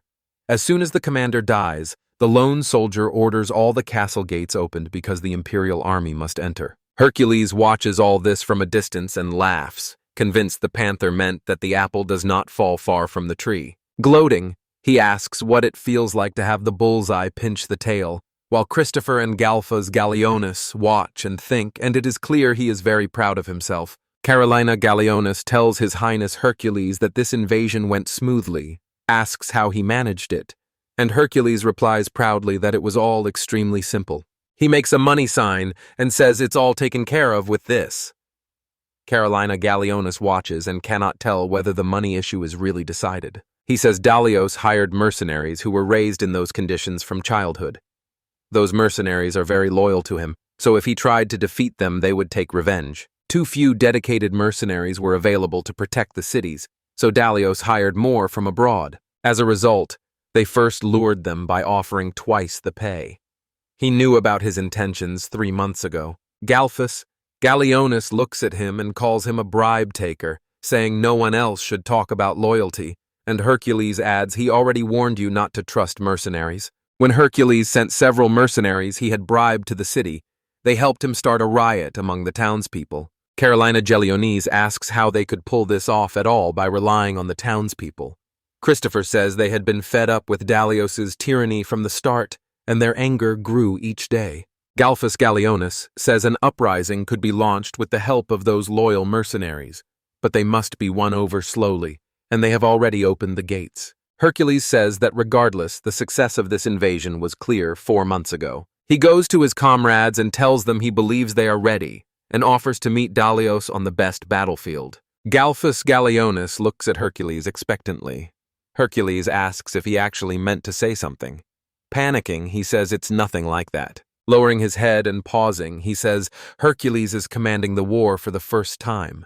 Until then, his orders had been impeccable. This success feels like a miracle. He thinks they should better defend the advantageous position they still hold. Hercules laughs and says the general of the Imperial Army is asking for protection right in front of his daughter, so he is not acting like a weakling now. That Hercules, after embarrassing Galphas Galleonis, confidently says they have every chance of winning. He says the Personia Peninsula was Empire territory until 8 years ago, and merchants say its geography has changed little. Galphas Galleonis asks whether Dalios bribed those merchants too. Hercules says he is very careful. He suddenly holds out a rolled-up paper and says it's a map of the Personia Peninsula. He found it when he fell asleep in the castle library. After checking it against the merchant's records, almost everything matched. Pointing to the map, he says Dalios will attack this town the day after tomorrow to retake it, and recommends starting with archers from this hill as a base, noting a river runs along the far side of the hill, so they only need to guard the front and rear. The order tells Galphas Galleonis to give the soldiers time to dig trenches and prepare their defenses. This will make up for the shortage of troops. Hercules turns to Galphas Galleonis and tells him to calm down, assuring him he is not like his father, which surprises Galphas Galleonis. Hercules says that at 4 his father took him to the battlefield for the first time, and he was already wearing heavy armor. After losing many fights, he learned new ways to escape and overheard arguments between him and his father. Hercules calls Dalios a poor leader, but Dalios has 2 straight victories over the Empire and still can't win on his own. Hercules tells Galphas Galleonis that he will hear his advice. discuss everything with him, then choose a strategy and invites him to share the victory. Gelphos Gallienus studies Hercules for a long moment, then kneels before him and, bowing his head, says he has grown a lot. Gelphos Gallienus says he will deliver the victory in this war to His Highness Hercules, no matter the cost. Hercules says he's counting on him and calls Gelphos Gallienus a raging fire. The other man replies that he understood. Later, Hercules sits by the window and reflects. The surprise attack in the bay and the capture of the capital, as Gelphos Gallienus said, are going like clockwork. Dalios says a panic is likely in the next few days. The infantry will need 2 days to reach the city in the north. They must finish all preparations during that time. Christopher is also busy defending the bay. The war starts in 2 days. Their army has doubled and will be in the black. Next, the she-devil approaches him, sees he is awake, asks if she can help, and he answers flatly that it is not necessary. Right now, panicked soldiers in Personia are preparing to defend themselves. Dalios, on horseback, orders everyone to move faster. Dalios will no longer dance to Lemuria's tune. Furious, Dalios keeps saying Hercules underestimated him and promises to kill him. Perculus is trying to predict Dalios' next move. The rule of triple attack says attackers need 3 times as many troops to defeat defenders, so it favors defense. Yet attackers have far more choice about when and where to strike, making it easier for them to seize the initiative in a war than for defenders. Percules says they will attack strategically, defend tactfully, and win. This is what their fight will look like. The Carolina Gallienus asks him whether that would let their enemies take the initiative, and he replies that attackers and defenders alike can take the initiative on the battlefield. He says it is impossible to be sure about them. They neither defend nor attack, but he will readily let them attack. Dalios' leadership apparently made the townspeople hate him. His weakness is that he rules by fear, and when the mercenaries realize the war is lost and no one will help them, they will flee to the desert. Carolina Gallienus asks why they should do this and says it would be easier for soldiers to rally around their leader. Hercules replies that for mercenaries, war is a business he knows. They would not be so devoted to someone that they would throw themselves into a war with no chance of victory. Patting her on the head, he says money decides everything in the end, so you can't trust them. Hercules explains that pledging loyalty to the country and being willing to die for it are fundamentally different from having an army made up of such soldiers. He thinks Delios wants to defeat him as soon as possible, and that Delios does not care how disrespected his position is, so they need to tease him. The spiritual beast's bulging eye warns everyone that enemy soldiers have been spotted. Soldiers of the Personia army are advancing from the front. Hercules asks how many there are. The soldier replies that, from the eye's view, there are about 40,000 soldiers. Soldiers start saying they have finally appeared and call them damned traitors. Gelphos Gallienus points at something ahead. Hercules also spots a panther flag, and in the distance, Dallio himself rides furiously toward the Hercules' front line reportedly includes about 28,000 foreign mercenaries. Their flanks have about 5,000 light cavalry of various races, and the rear is held by 4,000 well-trained infantry plus a group of crossbowmen drawn from 3,000 riflemen. Hercules realizes the information matches what the bribed mercenaries gave him. He begins counting his soldiers. The force included 8,000 heavy cavalry, 15,000 infantry, and 5,000 longbow archers, a total of 28,000 soldiers. He says their soldiers are far fewer than their infantry, but they have the advantage of stakes and trenches for protection. Crossing the river directly will leave them exposed to a barrage of arrows, like raindrops in a storm. Dalios will try to force his way through. Hercules sees only the straightforward path ahead. He knows that if this happens, everything will depend on their opponent's true strength. He calls for attention and declares that today will turn a new page in Lemuria's history.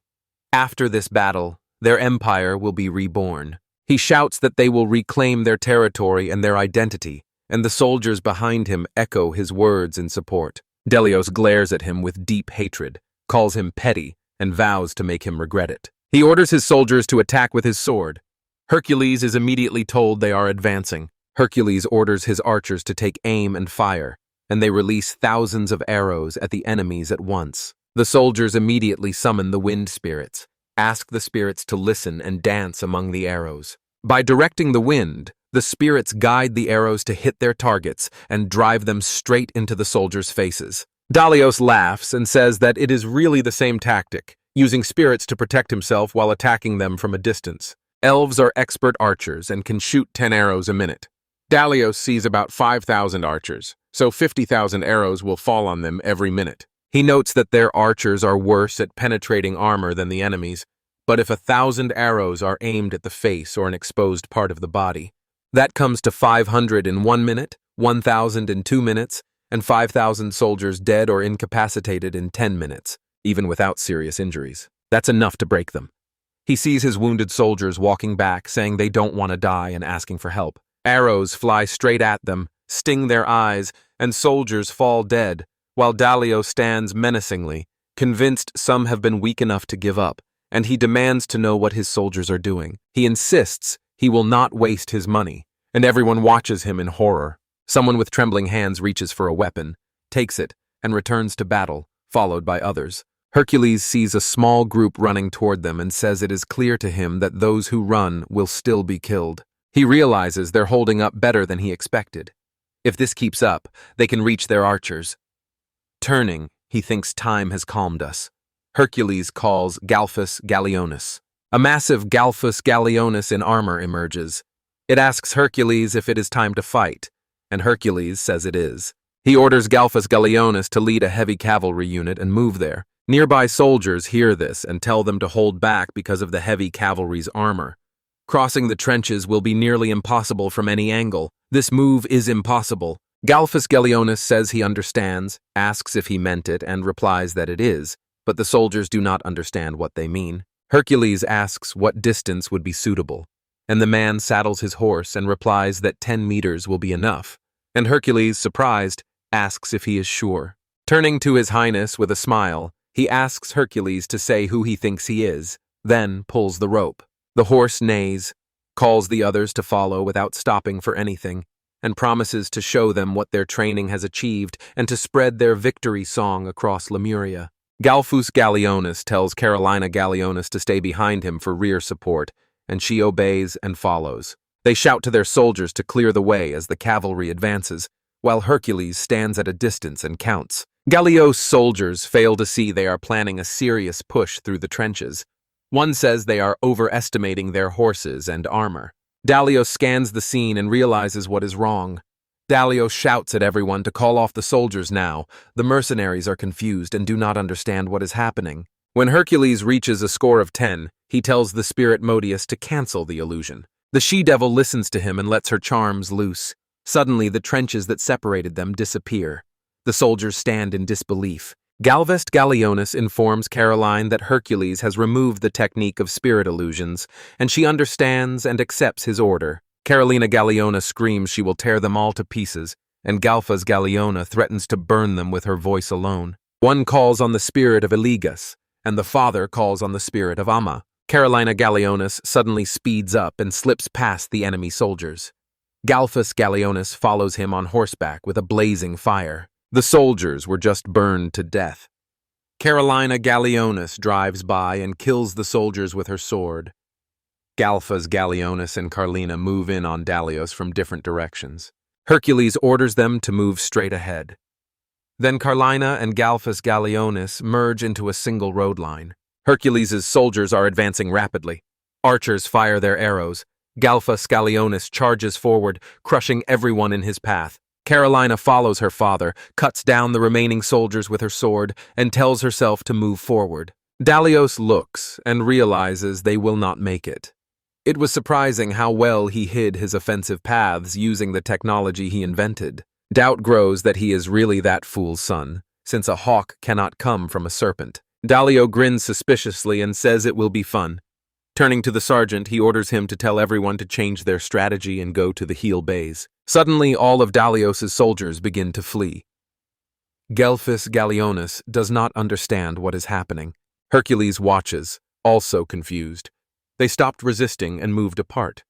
He cannot tell why they are doing this. Hercules watches closely and begins to understand. Horror freezes his gaze and he quietly says to wait. Frightened, Carolina Galleonis tells her father that the enemy's behavior is strange, and he says he noticed it too, and urges her to stay vigilant. An arrow pierces the soldier's eye. Galphus Galleonis and Carolina Galleonis turn around in horror. Soldiers are slowly falling from their horses. They can all see the soldiers of Dalios standing with spears and crossbows, aiming directly at them. Hercules watches in horror as Dalios orders the crossbow unit to move forward. Everyone begins firing crossbows. The soldiers push forward anyway. The arrows strike the soldiers' horses. The horses fall. When the soldier falls, enemies close in and kill them with a spear, causing moans of horror and pain. Still, the other soldiers press forward, but the enemy surrounds them and drives spears into their bodies. Dalio orders everyone to attack, and the soldiers of Hercules stand firm, refusing to yield even as they grow tense and ready their arrows. Enemy mercenaries kill the frontline archers in seconds. Carolina Gallionis panics, and Galphas Gallionis says this is bad. They are being pushed back. The sergeant tells His Highness Hercules that the first and third units have been lost. The infantry are trying to cope, but cannot hold them back for long. He asks His Highness to give an order. Only silence, answers Hercules, and the sergeant calls in horror while Hercules thinks hard.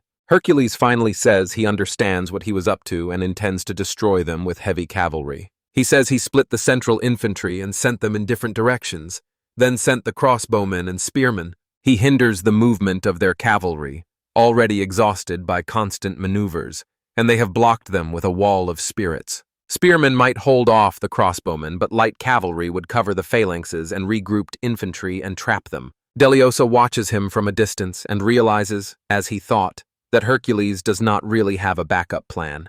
Hercules says that's how he fights, and the sergeant cannot understand his behavior in a situation like this. He notices Hercules smiling, clearly pleased with himself. Hercules says it's not bad, referring to Dalios's plan. Hercules asks the colonel if he can bring his horse and then confidently says he is the winner of this battle. Now Carlina is fighting spearmen, breathing hard and sweating while still on her horse. Although she thinks it's a bad idea, her father is counting on her. And even with her horse tired, she must find a way to overthrow the enemies. A crossbowman fires and strikes the horse in the head, and the horse twitches before collapsing and bringing her mistress down. Enemies stand right in front of her with spears aimed at her head, and she knows this is bad. The soldiers begin asking how much they will be paid for the enemy commander's head. One dismisses him, saying it's just a child, but another objects and says she is the daughter of the famous Galphas Gallionis racing fire. He bets they will make a lot of money on this famous night, and someone else suggests putting her up for auction. One of them grins and offers to go to the commander. In an instant, Carolina Gallionis springs up in fury and beheads a soldier. Yelling that this is a trivial matter, she will not let someone like them spoil Hercules' plans. She attacks. Hercules rushes up behind her, shouting for his soldiers to follow. They obey and start coming down the mountain. Dalios laughs, thinking he has really decided to lead his precious army to its death, though Lemuria fields only about 10,000 soldiers, no more, and a few extras would not change the outcome. Looking closer, Dalios's expression freezes when he sees a field full of soldiers, leaving him horrified and confused. The soldiers panic and shout that they never expected this, never signed up for it, and not for that kind of money, so they all run away. A huge horde of soldiers rushes towards them, and Dalios calls his men fools, ordering them back to their positions because this is the spirit of illusion. Nobody listens when Dalio shouts that Lemuria cannot have so many warriors because his soldiers flee anyway, and he clenches his teeth in anger. Dalios drops his sword and lowers his head in frustration. Carolina Gallionis says the enemy soldiers seem to be retreating. Hercules calls to him and Carolina turns around. Holding out his hand, he asks her to take it, and she looks before blushing. Taking his hand, she lets him lift her onto the horse beside him. She turns to him and apologizes, but he interrupts and says it's okay. She's fighting well for her first battle. She lifts her head and asks to speak. Hercules listens attentively. She asks why he hid that Lemuria had so many warriors, and believes the battle would have gone differently if they had fought at full strength from the start. Hercules smiles and says these might be the mercenaries he bribed. Carolina Gallionis watches as the warriors simply disappear. All the warriors vanish at once, and Carolina Galliona sees how few remain and realizes it was an illusion. A she-devil appears and tells His Highness Hercules that an illusion like this requires a fitting reward. Hercules says he knows and asks to be allowed to disappear, and she vanishes with a grin, saying she will come for him later. Hercules tells Caroline that it is hard to destroy all 40,000 warriors one by one once the enemy loses the will to fight after seeing the illusion and thinking victory is assured. According to him, Delios cannot mount a competent defense after such a defeat. The outcome of the battle is already clear. Hercules tells Galphas Galleonis to retreat and return to base, and Galphas Galleonis says he trusts Hercules with Caroline and the soldier. Turning to him, he says he will stay a little longer, his gaze full of rage and bloodlust. Hercules turns away with Caroline, says he understands him, and asks him to make sure there is no tail and not to overdo it. Galphas Galleonis replies that he understood and then bursts into flames. Soldiers encircle Dalios, their swords aimed at him. The first war led by Hercules as emperor of the Lemurian Empire ended in complete victory. Lemuria's army won with few casualties, while Personia lost its entire mercenary infantry. After the war ends, a purge follows. Many people are treated. Weapons are collected. Tents are set up. Soldiers eat hot food. In the Great Chamber, Hercules sits writing a letter when Galphas Galleonis approaches and says they have brought him. Dalios enters the tent, head held high. Carolina Galleonis behind him and Galphas Galleonis in front. Hercules says he thought Dalios would resist more, but he's very quiet. Dalios says that after such a crushing defeat, the remaining soldiers will not follow him. Unfortunately, neither blood ties nor authority bind them to him. Dalios turns to His Highness Hercules with great enthusiasm, admits he greatly underestimated Hercules' abilities, calls it a complete rout, and asks to acknowledge his guilt for this rudeness. Galphas Galleonis grows angry and asks how he can speak so arrogantly while tied up, and Hercules laughs, saying it is true and that this time the victory is his. If it was a direct collision on the plain, he looks to Dalios and asks what he thinks. Dalios says he would have won then. Galphas Galleonis grows angrier. Hercules agrees. Galphas Galleonis and Caroline stare at Hercules in shock. Hercules says he has learned a lot since their first fight and has now surpassed his predecessor. He tells Dalios he promised to admit his guilt. Is he allowed to hear the terms of the peace treaty? Dalios says Hercules will receive all the lands in return and asks for the lives of the close subordinates he raised from a very young age. Galphas Galleonis stares at him in shock. Hercules' eyes widen in surprise. Galphas Galleonis swears he has no idea how much chaos they will cause. Dalios tells them they can deport them. Dalios says only they stayed with him until the end, and the rest of the troops are free to do as they wish. They can hand their prisoners to the mob or personally avenge the former emperor, so let them do what they want. Hercules rises from his chair, agrees with him, and vows to save his subordinates' lives. Carolina Galleonis and Galphas Galleonis call out angrily at the same time, and he says he will also have one condition. Hercules says it is impossible to assess the damage they have done to the empire and to its national authority, and that many of his subordinates will not pay for it, and that even his head, which 10 million inhabitants will turn into a ball, will not be able to atone for it. Dalios lowers his head and asks what he should do next. Hercules smiles at him. Hercules tells Dalios he must become his vassal. Dalios had not expected such a condition. Galphas Galleonis and Carolina Galleonis look at him in horror. Galphas Galleonis and Carolina Galleonis ask Hercules what he means, and Delio laughs out loud, saying he knew Hercules was unusual but not that much. Delios asks if he really wants to make a vassal of the man who stamped his father's shame into history. Hercules smiles and asks if that is really so unusual. Hercules says his predecessor only lost. Lemuria has none of its former power left. He decided to hire an experienced warrior for his own use. The problem is that right now Galphas Galleonis is the only experienced commander he can entrust with a detachment of 10,000 people. Hercules says their army is losing to the mercenaries in skill, so I want to learn some skills, and he will pay the reward his predecessor pocketed. Dalios turns away and tells His Highness Hercules not to be amused by this. As a mercenary, he could shoot an arrow in the back. Hercules says he is absolutely serious. Dalios asks what will happen if he refuses. Hercules looks at him, initially surprised. He laughs loudly, startling Galphas Galleonis and Caroline. Hercules tells Dalios that Dalios just offered him a great place in the sun, but Hercules is too disgusted by the idea of being someone's pet, and now sees it clearly. He laughs, turns to Dalios, and says he told him to shoot an arrow in the back.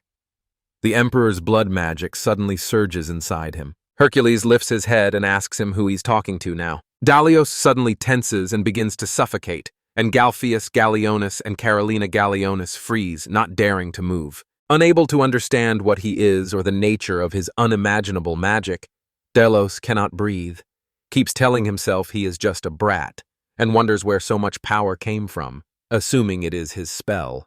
Carolina Gallionis collapses, gasping for air as her eyes slowly close and she begins to lose consciousness. Hercules steadies her and apologizes. Galphas Gallionis is barely gripping the table and breathing heavily. Dalios reels back suddenly and bends over to catch his breath, head down and his face full of fear and horror. Hercules tells Dalios he will not expel his subordinates from the country. Instead, he will find suitable land to settle them. Their possessions have fallen into disrepair, and it will take a lifetime to restore and work the land. Hercules smiles, looks at Dalios, and asks if Dalios understands what it all means. Dalios realizes that when he chose to attack, a collar was already around his neck. Hercules places his hands on his shoulders and says that starting today he expects his cooperation. Dalios looks at Hercules with horror and a strange excitement. He can hardly believe this is the son of that fool, His Highness Adrian III.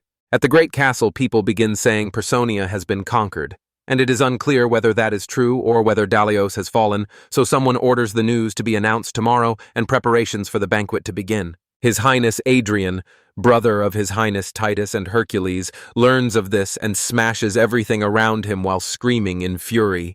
The servant warns him that if he rages like this, people will hear him. His Highness Adrian says he can hardly believe that such a small country could win. Furious, he insists he is far better suited to the role of emperor. A dark cloak is clenched in his hands. The citizens of Lemuria celebrate their emperor's return as a crowd of warriors led by Hercules appears at the gate. The hero returns triumphantly to rolling applause. The townspeople cheer and praise Hercules. They parade through the empire to cheering crowds, with Galvest Gallionis accompanied by Christopher and Hercules accompanied by Caroline. They reach the castle. Crow, Lucanus, and His Highness Titus stand there and say they've been waiting for. Hercules asks if anything happened while he was gone. Lucanus says they all worked tirelessly. He says they've heard of his achievements in Personia and are very pleased. Hercules proudly replies that they won, which boosts his rating. Hercules stops short, looks around, and they ask him what happened. He asks His Highness Titus where His Highness Adrian is, and Adrian apologizes for not being present on such an important day. He knows he does not want to show himself in public, and Hercules accepts his answer. Lucanus tells Gallionis that she has heard he also performed admirably, but when she sees Gallionis Dalios instead of Galaphus, she screams in fear. Galphus Gallionis asks whether Dalios plans to throw Hercules' amnesty down the drain, which is rude, and Christopher suggests drowning him in the Lemur Sea. Lucanos asks Hercules why Dalios is here. They were going to execute him in public, weren't they? Hercules tells her she can consider him a trophy of war, which scares her even more, and says he will be a vassal. His Highness Titus says Dalios has great muscles, and Dalios turns toward him as if about to pounce, while Crowell twitches.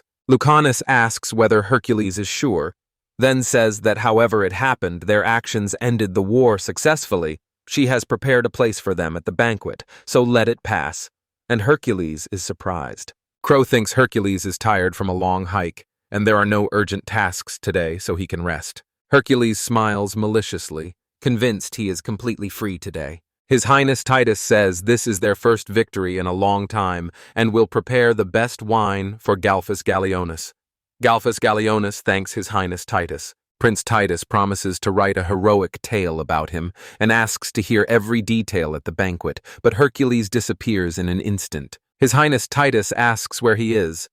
Lucano says he was here moments ago.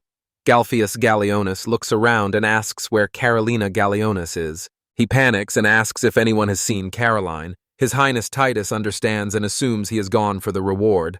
Embarrassed, Caroline Gallionis turns to His Highness Hercules and says this is her first time wearing such clothes. She asks whether hiding her face suits her, and Hercules, enjoying it, replies that it suits her perfectly. Wearing a maid's costume, Carolina Gallionis covers her knees and in a trembling voice tells His Highness Hercules that then she is glad. She tugs the hem of her dress down to hide her legs, and Hercules tells her it looks great and suits her well. Carolina Gallionis feels a chill and asks him if she can change her clothes now. Hercules sternly calls her by name and says he already explained it to her. She blushes even more. She says with great embarrassment that this is true, and that she is the master's humble servant who will serve him. Hercules clearly enjoys it and tells her she is doing well. She cannot understand how it came to this. She had promised a reward if the Lima army proved itself, but she never expected His Highness Titus to commission such a uniform. She keeps thinking her skirt lifts at the slightest movement and feels ashamed. Hercules suggests starting with the teeth. Carolina Gallionis asks him what tea he would like. He says he wants a black one and asks if she can see a red jar at the very top. She says everything will be done and that she will bring a ladder. Hercules asks them to wait and says the stairs are forbidden. He tells her she must handle it herself and cannot use magic. She reaches for the tea jar with a trembling hand, covers the bottom with her other hand, and moans from the effort. She knows she can't get it that way, and if she lets go of the skirt, it will be what it will be. Hercules tells Caroline to remove her hand from her skirt, making it clear it is an order, and Caroline blushes more as she pulls her hand away. Reaching out again, she tells herself there is still a little left, and the jar is within reach, while her skirt is pulled up. She wonders how she can let the proud knight of the Lemur army appear before the emperor in this form, and she only wants him to avoid looking at her. He stares intently, wanting a little more, and Carolina Gallionis realizes he is looking at her. Hercules asks her if the simple task is taking too long. She replies uncertainly that she is not getting enough for, and he says she is an elf, so she should just jump up. Demanding a serious expression, he finds she seems ready to disobey orders simply because her skirt might ride up, and he has chosen the finest clothes, so she appears at her best as a show of loyalty to the emperor. Carolina Gallionis believes this because Hercules rushed into battle to save her, yet she hesitates in a simple situation and cannot even serve him tea. Getting ready, she jumps high up to tea, intending to return the favor. Her skirt is pulled up so everything underneath is visible. Lowering herself, she apologizes for the wait and says she will make tea right away. Seeing Hercules hide his face, Carolina Gallionis says she will have to thank His Highness Titus and screams in horror as she realizes what has happened. By blowing with her lips, she makes tea. To His Highness Hercules, she says he needs to wait a little while for the tea leaves to brew. Hercules notices she is angry, but still continues to call him master. He calls her by name and asks her to come over for reconciliation. She relents, pushes the countertop aside, and approaches him. Hercules slaps his knees and asks her to sit, but she protests that she is heavy, and he smiles, saying that is fine. Sitting on his lap, she avoids his eyes. Hercules asks what is wrong with her. In training, she does that without hesitation. She replies that this is not even a training session. Hercules pulls her into a sharp hug and tells her she's so cute, and she shouts that he won't bribe her with such cheap flattery. He apologizes to her, says he played a bit too much and truly means it. Carolina Gallionis asks if something is bothering him, and he admits it's true, saying he has always followed his father's lead and now, going to war himself for the first time, he feels a lot of pressure. He says ordinary people are closely watching the emperor, political and financial matters, and infrastructure projects, so he had to win this war for them to accept him.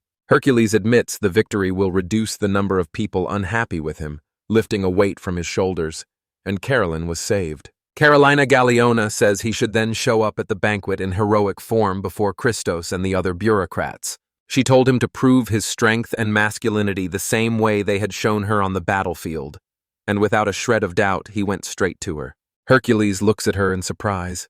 Seeing his reaction, Carolina Gallionis begins to doubt herself and apologizes, admitting that at a time like this she should probably call him emperor, and that she talked too much. Hercules tugs at her cheeks and she does not understand, so she asks what he is doing, but he does not hear her and keeps pulling them. Hercules says she is right. If he does it, Christ will not fault him. He asks her to stay on as his maid a little longer. Smiling broadly, she strokes his hand and agrees happily.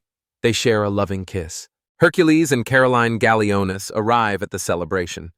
Christopher points to the crowd where Dalios and Galphus Gallionis are staging a muscle show, with a frail group standing behind them. Prince Titus captured this scene and painted Hercules at the center, pointing at Christopher, who resists and tries to run away.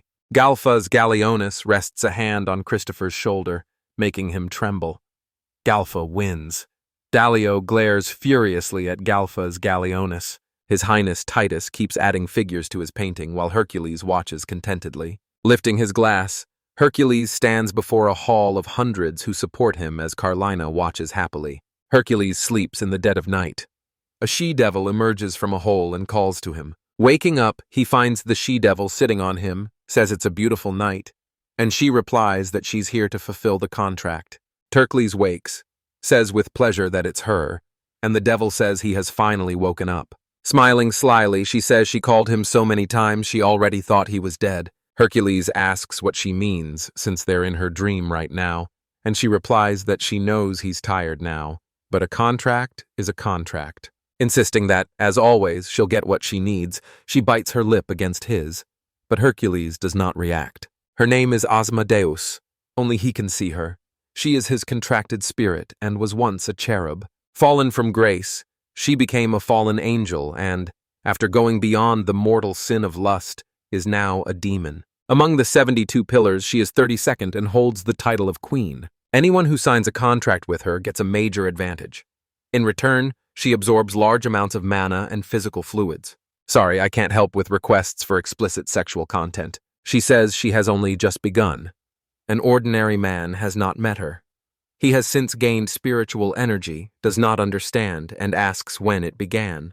She replies that it began when it was untouched. 5 years ago, the priest told His Highness Hercules that it was impressive because he had finished the task so easily and had a bright future ahead. Hercules, 10 years old, said any member of his family could have done it because checking the library once a day was enough. Lucano intends to say that the other emperors failed, then chooses to remain silent. Hercules is sure the same thing happens every day and is tired of it. Suddenly a sharp pain hits his head and Lucano becomes frightened. He cannot make sense of it or the images that pop into his head, and he has never seen those places in other countries or in library books, so they might not belong to this world. He has no idea who those people are or what those places are. It is clear to him these are not his memories. Lucano asks if he's okay and offers to call a doctor. He says there is no need. She points out he has already gone white. He grows angry and screams even louder. Telling her he will rest a little and then pass, he asks her not to tell anyone, and she obeys him. He says their classes are over for today, and Lucanos tells him to call the maid if he needs her. Hercules focuses his mind, and a portrait of a man appears in his head. Confused about his identity, he is interrupted when someone knocks on his door, and though Hercules asks to be left alone, the knocking doesn't stop. Opening the door, he finds Medea standing right in front of him, smiling broadly. He can't tell if she's new. Cursing, he says no one taught her manners. Knocking insistently forces him to open the door. She greets him with defiant indignation. She admits she didn't pick the best outfit, swaps the maid's costume for a robe, and asks if that will do, which shocks Hercules. Hercules shuts the doors in fear, forcing the she-devil outside, and the clothes match memories from his past, so he cannot make sense of it. And he wonders who she is. He flinches when she laughs. Appearing above, she says she never tires of seeing people's surprised faces. He can't figure out how she does it. She says he still seems to have a memory. Startled, he freezes in place. They ask her directly what she means, and she reveals who is inside him because he has been tormented by this question for a long time. She reassures him, saying these memories are not his. According to her, this man and his memories are from a completely different world. These memories belong to him, not the boys, and this is not a memory from another world. They absolutely do not concern him. He wonders which world she means, thinking she might mean another kingdom, but she says that is not the case, and that she means another planet that exists in a different time. Hercules asks how she knows, and she says she fed him these memories. Grabbing his throat in shock, he asks again how she fed it. She thinks he no longer remembers it. She implanted this man's memories into him when he was still a bud, and wondered which would survive. The unambitious man could not compete with the vain, ambitious, self-respecting one, so his soul faded, and those memories and experiences became part of him. She says he is him now, and that the man's soul no longer threatens him, and Hercules accepts this calmly. He asks her to wait, hesitates, and says something is still bothering him before asking why she would choose him. Grinning, she says that a few hundred years ago, a man united all the people of Lemuria and founded a monarchy. He had been her master. His new ways of building a country surprised her more than once. She could not let his country fall. Ultimately, he would have died anyway, but his knowledge was vast and his mind exceptional. She used him because he could save Lemuria and bring light to it. The most important thing now is that they have to sign a contract. She flies right next to him. He does not understand what kind of contract it is. She asks her to forgive her for not introducing herself yet. According to her, of the 72 great pillar spirits, she is number 32, and also a queen. Her name is Asmodeus. Hercules sees this as one of humanity's great evils. Making a contract with her would ruin him. Pulling at the doors, he grows angry when they refuse to open. Shouting for security and Lucanos, he gets no answer as the devil's hands reach for him. Holding him down, she tells him they are inside a dream, so no one will come, and in the real world he is just sleeping. Though he resists, the she-devil starts serving him, and warns that his innocence will be the price and his liquid will be the seal. She says she will make a man out of him, and he is outraged and refuses to accept that. Laughing with pleasure, she says it's wonderful, loves lively people, and wonders how long he will last. Hercules barely remembers what happened after that. When he woke, it was already morning, and he was lying in bed. Remembering everything, he says it happened that way. The she-devil lies next to her and hugs him. She tells him the contract turned him into a wonderful toy for her. He asks her to stop and still feels like his stomach is full of bugs. Later, a man sits alone in the village back streets when a figure in a raincoat approaches. Right away, he asks about the item, and the first man replies that he has it but asks for money first, then holds out the bag. Returning it, he wishes him luck and says it's no longer his problem, then walks away. The man in the raincoat holds a small potion in his palm and says it's all for the empire. At the banquet, everyone celebrates the victory. A short time later, His Highness Adrian sneaks up and walks quietly down the corridor. Approaching the main hall where the king's crown rests on a pillow, he dismisses the claim that Hercules is emperor as pure nonsense. Complaining that Hercules turns up his nose and calling him the youngest, he turns to his 3 subjects and says the empire needs him, and they simply agree. Prince Adrian grows angry, says his father chose him first, then reaches for the crown to take it. Lucasan's voice says that touching her is forbidden. His Highness Adrian is not as nervous. Lucano turns to His Highness Adrian, who glares at her because she interfered with him. According to her, this is a great treasure of the Lemur Empire, honestly passed down through generations. Only the Archbishop and the Emperor are allowed to touch it, and it must not be handled lightly. His Highness Adrian begins shouting that his father chose him, and that she had no right to call him the imperial son. She replies that he is right, because the Emperor planned to make him his heir, since the Emperor thought so. She will warn him again not to touch the imperial crown, and if there is the slightest hint he did, he must not expect her church to offer a prayer of repose. Angry and trembling, she tells her that he will remember it someday. He turns away abruptly and leaves with his subjects. The priests, clearly pleased, say he simply ran away.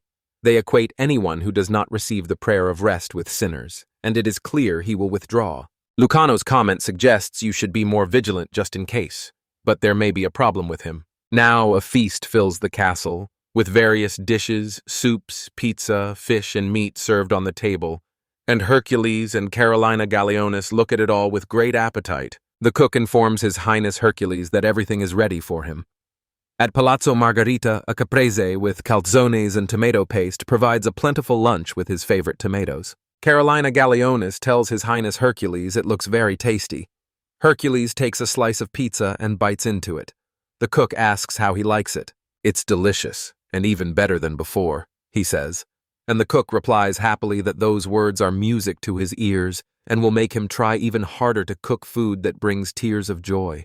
After reducing the palace's infrastructure and maintenance costs, he used the savings for other needs. Only the freshest ingredients from across the empire are used, and a family of top chefs my father hired does the cooking. So every dish in front of him feels like the best in the world, but there are subtle differences. He says he is already tired of it. The cook is horrified and asks if he disliked anything. He replies that this is not the case. At first he really liked these tomatoes, and pizza and soups were all very tasty, but the flavor hardly changes, so he is already fed up with this food. He asks quietly how it is, hinting he might want to try something else. Hercules reflects and remembers his past. He wants to try the curry. The cook thinks about care and says he will start cooking right away. Hercules interrupts and says it is different. He says curry is a common name. Curry uses many different seasonings and spices. Curry can be boiled or fried.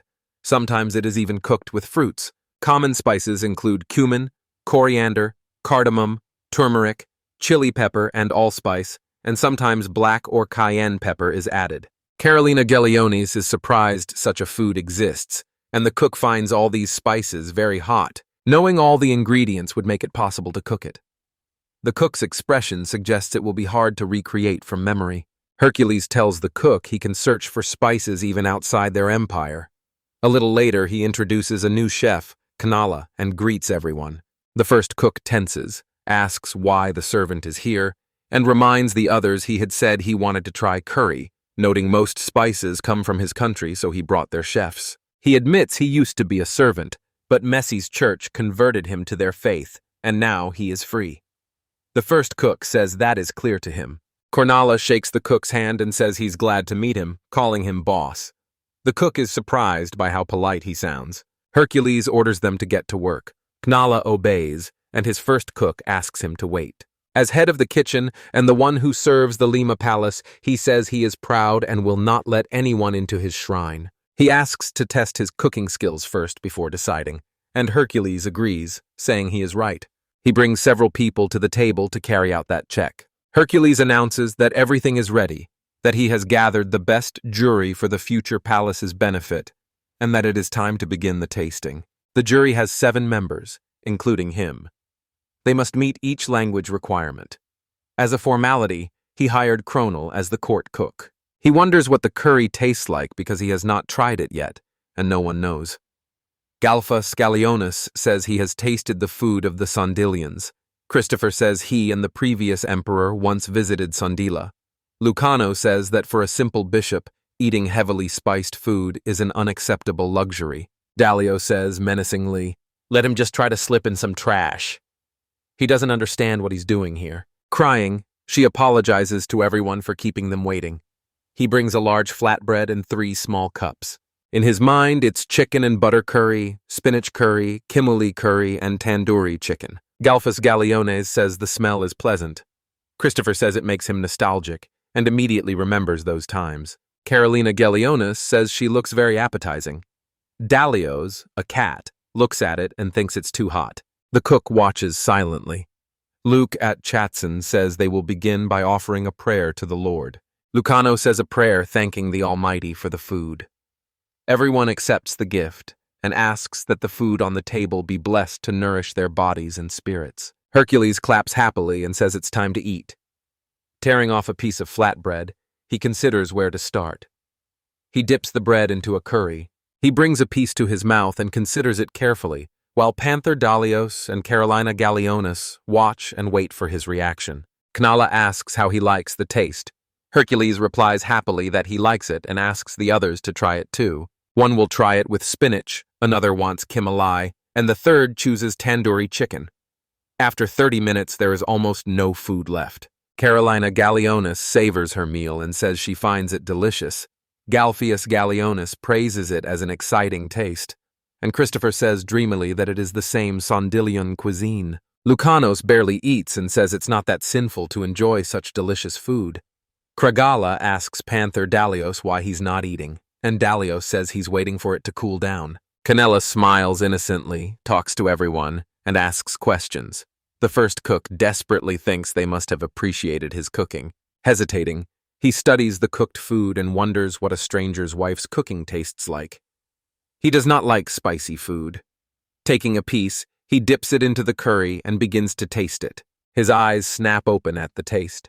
Hercules says he's surprised it's so good, since he thought it would be much spicier. Knala asks Hercules to forgive him and says he made it using his own recipe, leaving Hercules even more surprised. He explains that in his country it is very hot. People cool down with cold sweat, and eating spicy food makes them sweat a lot, which is why their curry is so spicy. So he eats curry, sweats, and feels cooler. Unsure how the locals felt about spicy food, he added apples and honey. Carolina Galionis said she would have preferred it a bit sweeter, but it was still very tasty. Canella says he is very glad that people here know about his region's cuisine, and he enjoys watching the happy faces of those who eat his food. The poor first cook remembers his journey. Called a useless idiot, he was told he would peel potatoes all his life and told to mind his own business. They called him a redneck, and while he peeled potatoes, he read a recipe book. Sadly, he imagines that one day he will cook delicious food for the emperor himself. Hercules raises his hand and announces it is time to pass judgment, asking anyone who wants to taste Cranel's cooking again to raise their hand. Galphas Galleonis raises his hand to say he would eat slightly spicier food, and Christopher and Lucano agree. Carolina Galleonis says she would prefer the curry a bit sweeter, and Pantera Dallio agrees, calling it delicious. Hercules says he would also like to try a spicier curry or one with different ingredients. Hercules asks the boss for his opinion. The boss thinks for a moment, then raises his hand as well. He says they should break his habit of being bitter about everything so they can prepare more suitable food for the Lemurians. Kanala thanks him happily. The chef curses and asks to be warned ahead of time when such large utensils are needed, then apologizes and says they were necessary to make tandoor bread. Hercules looks at them and argues with a smile, then asks Cronel to carry more. He asks if the others want anything. Carolina Galleonis says she likes tandoori chicken, and Galphas Galleonis and Kimalayon ask for the same. Christopher asks for spinach, Lucanos asks God's forgiveness for this, and Panther Dalios, still eating, says it is delicious. Standing up, the chef says he will prepare desserts for them and walks down the corridor, thinking aloud that seeing Noel makes him involuntarily remember his past. Staring at his country's coat of arms, he suspects he is clinging too much to his defeat. He has forgotten the most important thing. His thoughts turn to people's smiles. He cheerfully adds that after such a hot meal, he will make refreshing fruit desserts. Noticing someone behind him, he turns abruptly, and Hercules slaps his stomach, saying he hasn't eaten that much in a long time. The boss arrives, apologizes for keeping them waiting, brings a tray, says the desserts are ready, and Hercules is happy. Bringing a sliced melon, he apologizes once more for waiting. Hercules tastes it and eats it sweetly. Smiling broadly, he says that such a pleasant sweetness is the best thing after curry. To him, the melon is simply the best. Carolina Galleonis enjoys how he enjoys his food. Nala serves everyone a melon. Everyone eats politely when Panther Dalios gives the melon a suspicious look. Hercules wants to eat the last piece but realizes something is wrong when he notices liquid under the fruit. Hercules shouts sharply at everyone to stop eating, and they look up in fright and stare at him while he tries to make himself vomit. Carolina Galleonis rushes to help Hercules, but the Panther Dalios pulls her back and punches her in the stomach. Both Christopher and Lucano look horrified. Caroline Galleonis starts vomiting as well. Caroline can barely stay on her feet. Galphas Galleonis attacks Panther Dalios and shouts whatever he allows himself to say. Hercules orders Galphas Galleonis to stand and says the melon is poison. No one dares to ask whether His Highness has been poisoned. Someone else silences the first, saying it is forbidden to speak of it, at least not so loudly. Someone heard the poison was in his favorite fruit, a melon. They want to know how he feels. Who did it? A woman rushes forward while a servant asks the princess to stop. The princess says she is going to Hercules because she must talk to him. The servant tells her she cannot do this because the previous emperor forbade him from doing it. As the mother of His Highness Adrian and Hercules, Evdokia says Hercules is the future of their country, and more importantly, her son, so it is obvious she will worry. Very worried and unable to understand how this could happen, she asks the Lord to help her son. Lucano examines Hercules and says his temperature and pulse are normal, with no abnormalities, and Hercules says he was lucky he did not have time to bite off the part that had the poison. Christopher wonders never imagined they would poison the melon. Hercules says they probably made small holes and poured a measured dose of poison into them. If they had not noticed the reaction between the poison and the silver plate, he would already be under the coffin lid. He turns and credits Panther Dalios, who says he just noticed rust on his plate. Pointing at Caroline, he implies the person sitting next to her was eating her up. Carolina Galleonis sighs and says she has no answer. Galphus Galleonis apologizes to Hercules, saying he was distraught when their former enemy hit his daughter, and Hercules replies that he understands. Galphus Galleonis thanks Panther Dalios for saving her daughter, and he simply turns away and farts. Hercules turns to the boss and asks whether the boss really tried to kill him. Panicking, the chef looks up in despair and says he cooks with all his heart and would never think of killing his own creation, especially the emperor. Hercules then asks where he got that melon. At first he mentions the boss's tents, and then says it was brought by His Highness Adriana's assistant, Mr. Domenico. He says they met him in the hallway while he was heading to the kitchen, and he told him it was to celebrate His Highness's victory. Gallienus of Galfa says he appears to be an aristocrat close to His Highness Adrian. 4 years ago, when the land tax was raised, he took his anger out on everyone. Christopher adds that since then he has sided with His Highness Adrian, and if those actions were his doing, this is a likely outcome. Lucanos tenses and finally tells Hercules this can serve as proof, mentioning the crown. People are shocked and suspect he tried to touch the crown, a crime that explains why he missed the banquet. Lucanos asks whether they should try to find Dominic. Hercules replies that it would be pointless. Dominic is responsible for fruit imports and exports, and questioning him would achieve nothing. The boss shouts to Hercules that he truly did not know the melon was poisoned and asks him to believe him, while Pallas backs him up, calls the boss a good man, and even shook his hands. Irritably, Hercules says he knows he was taken advantage of, but he is not certain yet. And until his doubts are cleared, he forbids the chef from visiting the kitchens or facing the chief, and Canola's immediately darkened. The guards take the chief away, with Cranola following, and Hercules asks Caroline, noting she also ate the poisoned melon and he had told her to rest, so he wonders why she is there at all. Carolina Gallienus replies that she can't just go to bed when Hercules' life is in danger and says she must be there to protect him at a moment like that. Without warning, he pulls her close, lays her down beside him on the bed, tucks a blanket over her, and she blushes. She tries to resist, but the panther Dalios startles and jerks back when the door suddenly opens, and a woman enters asking to be forgiven in advance. A woman steps forward and anxiously asks how he feels. Galfa's Gallienus recognizes Mary, and Carolina Gallienus jumps when she sees her mom. This is Mary, Galfa's Gallienus' wife, and Caroline's mother. Galfus Gallienus swears because he told her not to come here. She says she was worried. Hercules says there is nothing to worry about. Carolina Gallienus worries that she noticed she was lying in Hercules' bed. Taking Hercules' hand, she apologizes that her husband and daughter were useless when it mattered and asks if there is anything she can do to help her. Hercules then tells her to thank Panther Dalios since he saved her daughter. She approaches, bows low to Panther Dalios, and expresses deep gratitude. Panther Dalios turns away again and snorts. She lifts him and describes his muscles, saying they are like her husband's. Panther Dalios does not understand what she needs at all. Mary turns to Hercules and asks if he is still hungry. He might try the soup with beans and garlic. He agrees. Lucano says this is a great idea. His claim that garlic can neutralize the poison suggests he should consume more of it soon.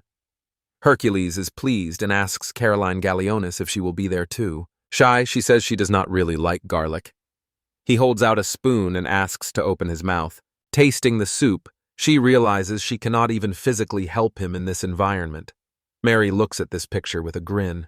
Moving close to Hercules, she whispers that Caroline Gallienus is still innocent and untouched, already choking on her food. Insisting she took the time to talk about it, she says she is worried about her future, absorbed in martial arts and not paying attention to anything, afraid she may never become a wife, and keeps insisting while Galfas Gallienus says this information is extremely important. Barry hugs Caroline, says she is very sweet, and Caroline Gallienus asks her to stop because the emperor himself is standing in front of them. Hercules remembers that after the incident with his brother more than 10 years ago, his father changed how they were raised and limited his visits with his mother. He forbade them to call each other parent and child, so they met only as a formality, and this has continued to this day, even after the father's death. She still visits him, but although he is the emperor, she never came to check on him when he had a fever, and it's clear she will not come now. He doesn't feel sad about it. Then his mother's voice interrupts his thoughts. A servant behind apologizes, saying he tried to stop her. Hercules calls her mom. Christopher tells his sister, the princess, that this is not allowed. The princess then defies the previous emperor's order. Evdokia tells Christopher to be quiet, and Hercules says he needs to speak to him. Hercules orders them to move away from their mother. Their mother kneels before him. He realizes she is right. It is not just a fever. They are trying to poison him, and of course she will come when her son is in such danger. She tells him she came to talk about what happened today. She asks whether they've found out who did it. Hercules says he is almost certain his brother is involved, but he has no proof. Evdokia lifts her head, horrified. Hercules knows their mother considers them equally her children, but the brother crossed the line. Even so, she will likely act like her father. Evdokia pleads with him to spare his highness. Adriana Hercules is shocked, and his eyes dim slowly when he realizes why his mother came. People watch in horror as she makes excuses, saying His Highness Adrian worked every day to become who he is, and that she always looked out for him, and she came to tell him about it. Convinced he acted on impulse and did not intend to harm him, she asks that he be spared because he is her brother. Hercules asks whether she never came to check on him, and she doesn't understand what he's saying, while the man says he can't do anything because he has no proof. Hercules tells Eudoxia that as emperor he cannot ignore this, so Hadrian will be put on trial. In shock, she clutches his clothes and begs him to spare her son, and Christopher tries to stop her, but she keeps pleading with him not to kill her son. Angrily, she shouts Hercules' name. He tells his mother he will try his best. Her face freezes into a terrible expression. She stands up, lets her arms hang, and quietly walks away, saying she is thinking about joining a monastery. He asks her about it again. She says she will pray for her husband's peace, for her son's sin and for her own, and since she did not stop him, she surrenders to God, which horrifies everyone. Hercules smiles and says that since she has decided he will not object. He asks if she has chosen which one, and she leaves, saying she has. She says goodbye to him, leaves, and closes the doors behind her. An awkward silence follows as Caroline Gallionis calls Hercules. Hercules instructs Galfas Gallienus and Christopher to gather everyone for a meeting today. They obey, and Hercules announces that Adrian will be put on trial. In a rage, Adrian destroys property with scissors and shouts that his brother should have died quietly. When the servant reports his mother came, Adrian orders her out. Adrian is sure she came, as usual, to make him her vassal. He is angry that he is also gathering elders. If he bribes the aristocrats with flattering speeches, he will be finished. He represents the process. Hercules gathers the people and addresses both respected fathers and those who will become fathers, telling them their country is in danger. He warns that heretics and ill-wishers have seized their lands, and if it continues, they will lose everything. Hercules says they must take the rightful place his grandfather fought for, and with a strong army at his command, their chances are good. Clenching his fist, he raises it and declares war to reclaim the open lands. Everyone shouts and supports him. This makes him even tenser. Staring at the portrait of himself and his father, he asks why his father did not give him the crown. Alone in an empty room, he sits in despair, surrounded by scattered belongings, everything broken, and the curtains torn and closed. In the dark of night, Adrian lies in bed when a noise wakes him and he looks up and hears a creak. A short-haired girl with a bright soul stands before him, watching him with keen interest. Shocked, Adrian looks at her as the girl wishes him a good evening and says, "It is a beautiful night," and he starts to blush. Rudely, he asks who else she is. Smiling, she says she thought people liked that kind of greeting. Without warning, she spreads her wings. She claims to be an archangel. Her name is Jebediah, the first of the 3 pillars. Shocked, the Adrian asks whether she is a real archangel, and he is so stunned he falls out of bed. Laughing, she asks if this is his first time seeing an angel, and he says he couldn't have imagined they'd dress like this.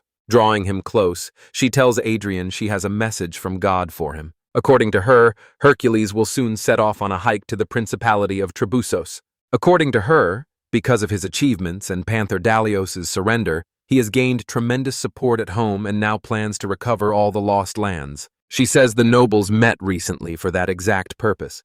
He is outraged that Hercules is arrogant after a single victory. Adrian lifts his head and asks where they got this information, and she says it's firsthand. She tells him she just overheard them, and as she said before, they'll begin with the Principality of Trebussos, since they gathered to discuss it. Hercules suggested starting with Delios, saying it was important to learn the defeated enemy's analysis and hear Delios' point of view. Panther Delios said he understood. He blames his loss on no one else being able to lead a large army. If someone else had been in charge, they could have spread their troops better and resisted the enemy. Panther Delio insists he had no chance to pick another commander. Hercules asks why. He says he does not trust mercenaries. They can be bought and will switch sides. The emperor proved this. Hercules proudly agrees he is right. Hercules says that if it were a plateau, they would have handled it easily, and Panther Dalios asks who would lead the Fire force.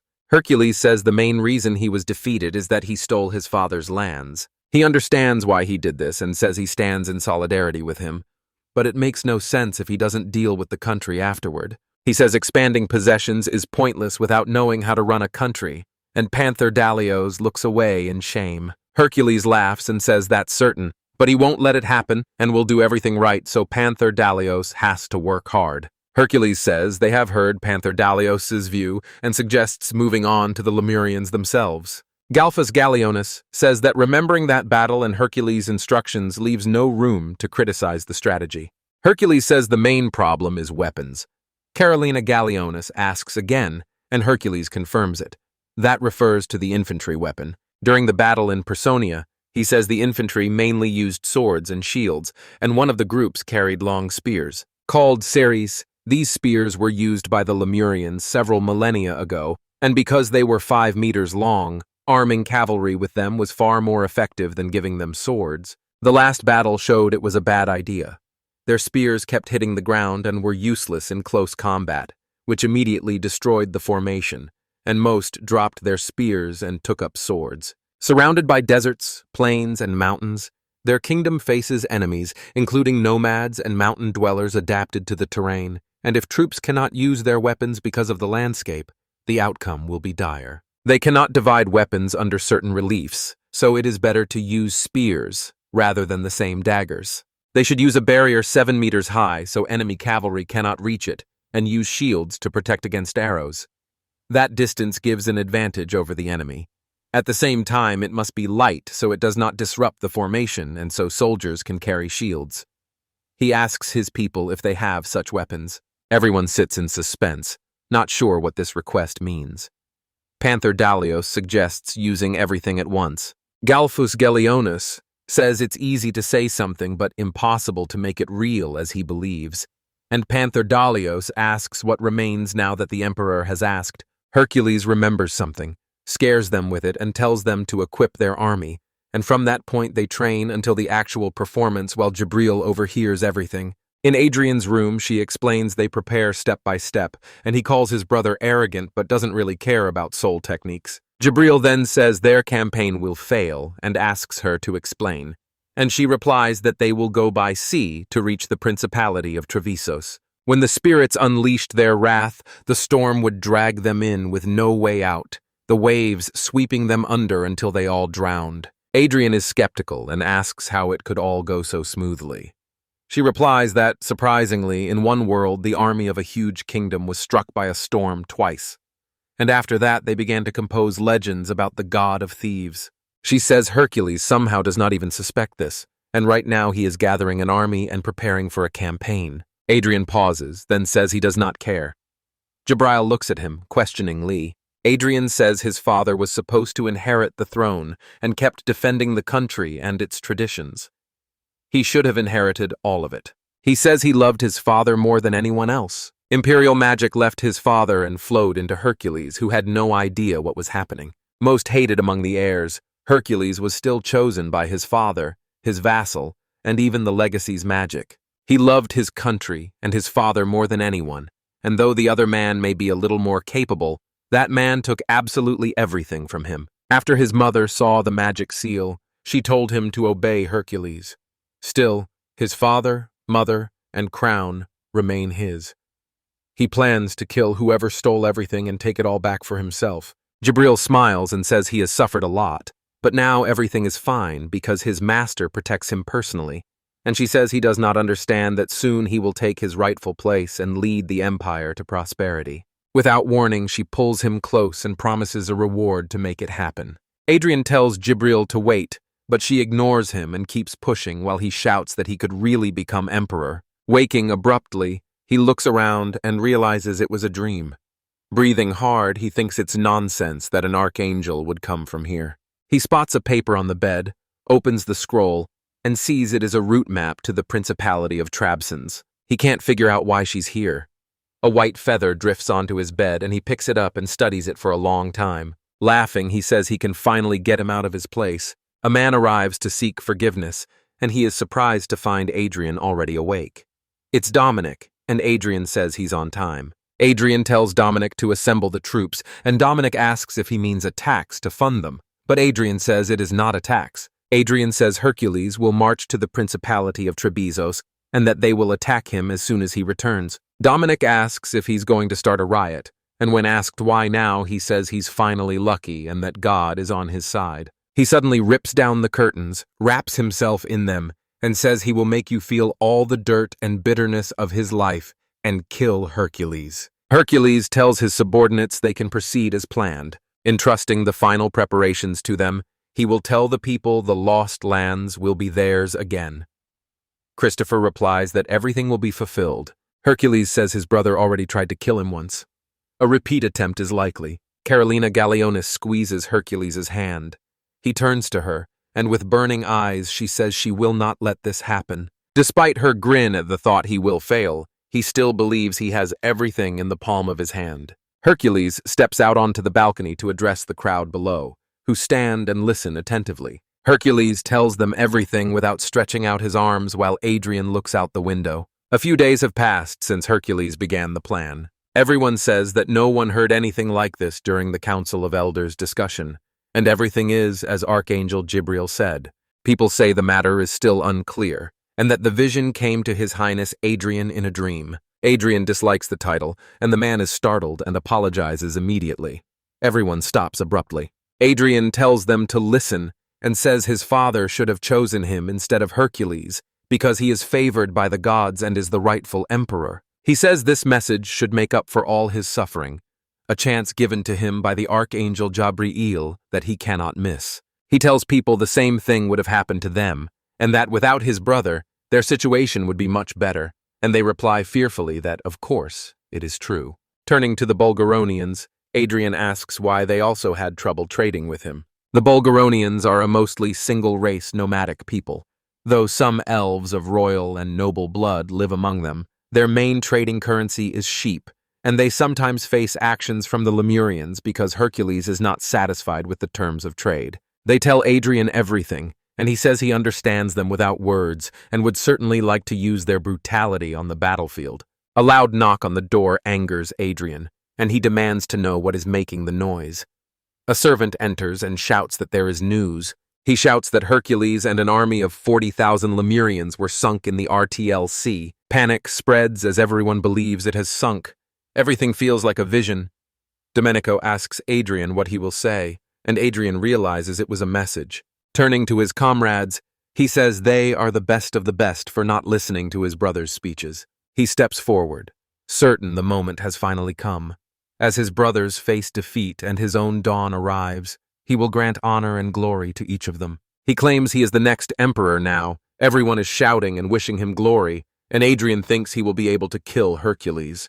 If he followed the map of the sea routes, Hercules would return to this port, and they would meet him on the plateau nearest the port. Planning to throw him from his horse and grab him, he intends to injure his tear-streaked eyes and kill him. Assembling many troops, he enjoys the idea that Hercules will pay for everything in front of his father's grave. Standing with his troops and waits, he smiles and says he is still late, or that the detachment is so small it cannot be seen. They told him the troops of Hercules are approaching.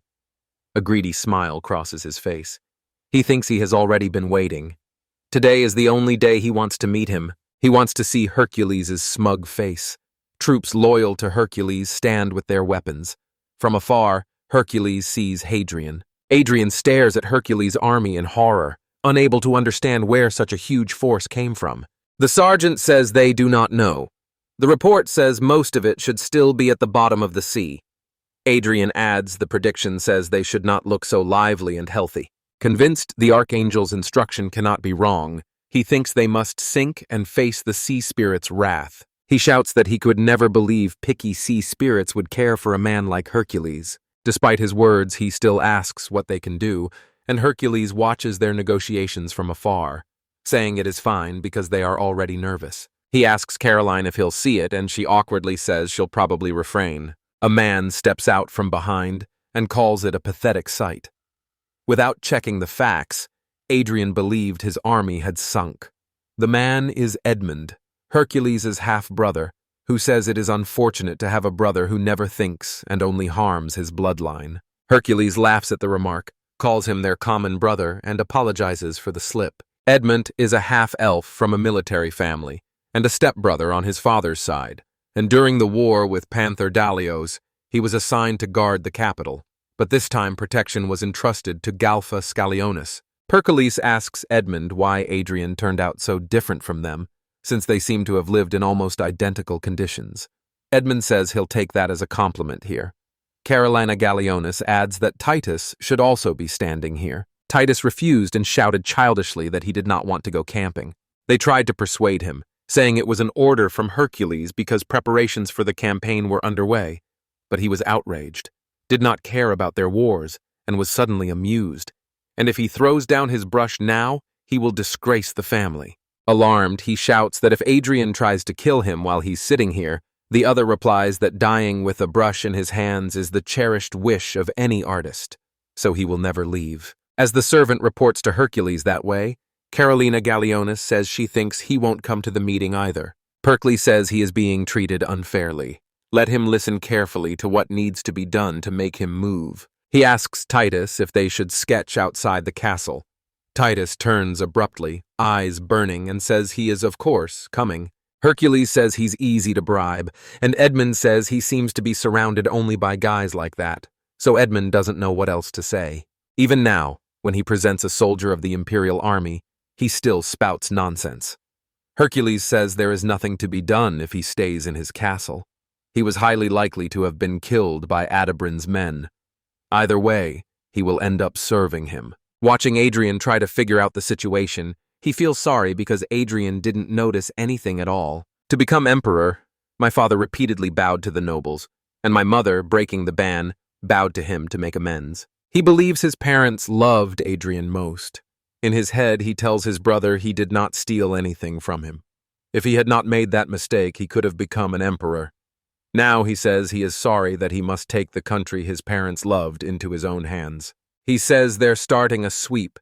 Panther Dalio says that's how they found everyone involved in the rebellion. This meeting lets them suppress Adrian and all his accomplices and tear out the infection in the butt. Hercules says that instead of a gradual purge, it's better to fight one full-scale battle to show that it's better to stand up to him. Galphus Galionis tells Hercules he has arrived, then happily takes the scroll from the soldier and says he has finally come. When asked how he was, Christopher says he's fine but upset he won't be able to see his nephews fight in person, and he laughs saying he's being careful and has even returned to the castle for protection. He wants us to finish quickly and come back with souvenirs and stories. Adrian doesn't understand why Mrs. Gibriel told him that. He thought his army was meant to sink. He remembers her saying everything is fine and that the Lord is on his side. Sweat streams down his face and he does not know what to do. Clenching his fist, he thinks this cannot be true and that it is undoubtedly a test from the Lord he should easily overcome. He asks how large their army is and is told they have 18,000 infantry, 2,000 crossbowmen, 2,000 cavalry, and another 8,000 cavalry provided by Bulgarin. There are only about 30,000. Adrian asks him how many troops the enemy has. He says they are outside the fort's walls, so the exact number cannot be determined. The regular army includes about 20,000 infantry and about 10,000 archers and cavalrymen, totaling about 40,000. Adrian says he understands. The difference is 10,000. He shouts happily that they have every chance to win and is certain they will, so they will finish everything on this plateau.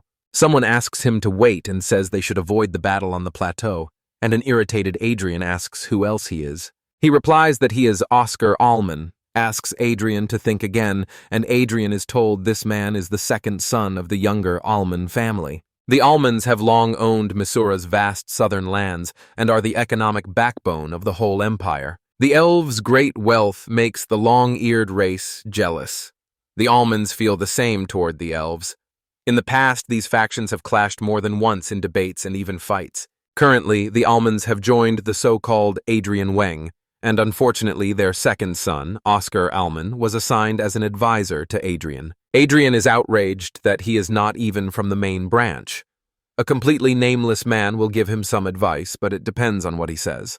Oscar replies that he understands him. Right now their forces are nearly equal to the enemy's, but the enemy general, Galphus Galleonus, who personally trains and commands an army of elite fighters, considers heavy cavalry a dangerous enemy. Their army is diverse and faces many problems, including poor coordination, and they are equipped with new, advanced armor they are not used to. Adrian says he sees no problem here. Oscar replies that there is more to it. Adrian asks what else. Oscar goes quiet, lost in thought.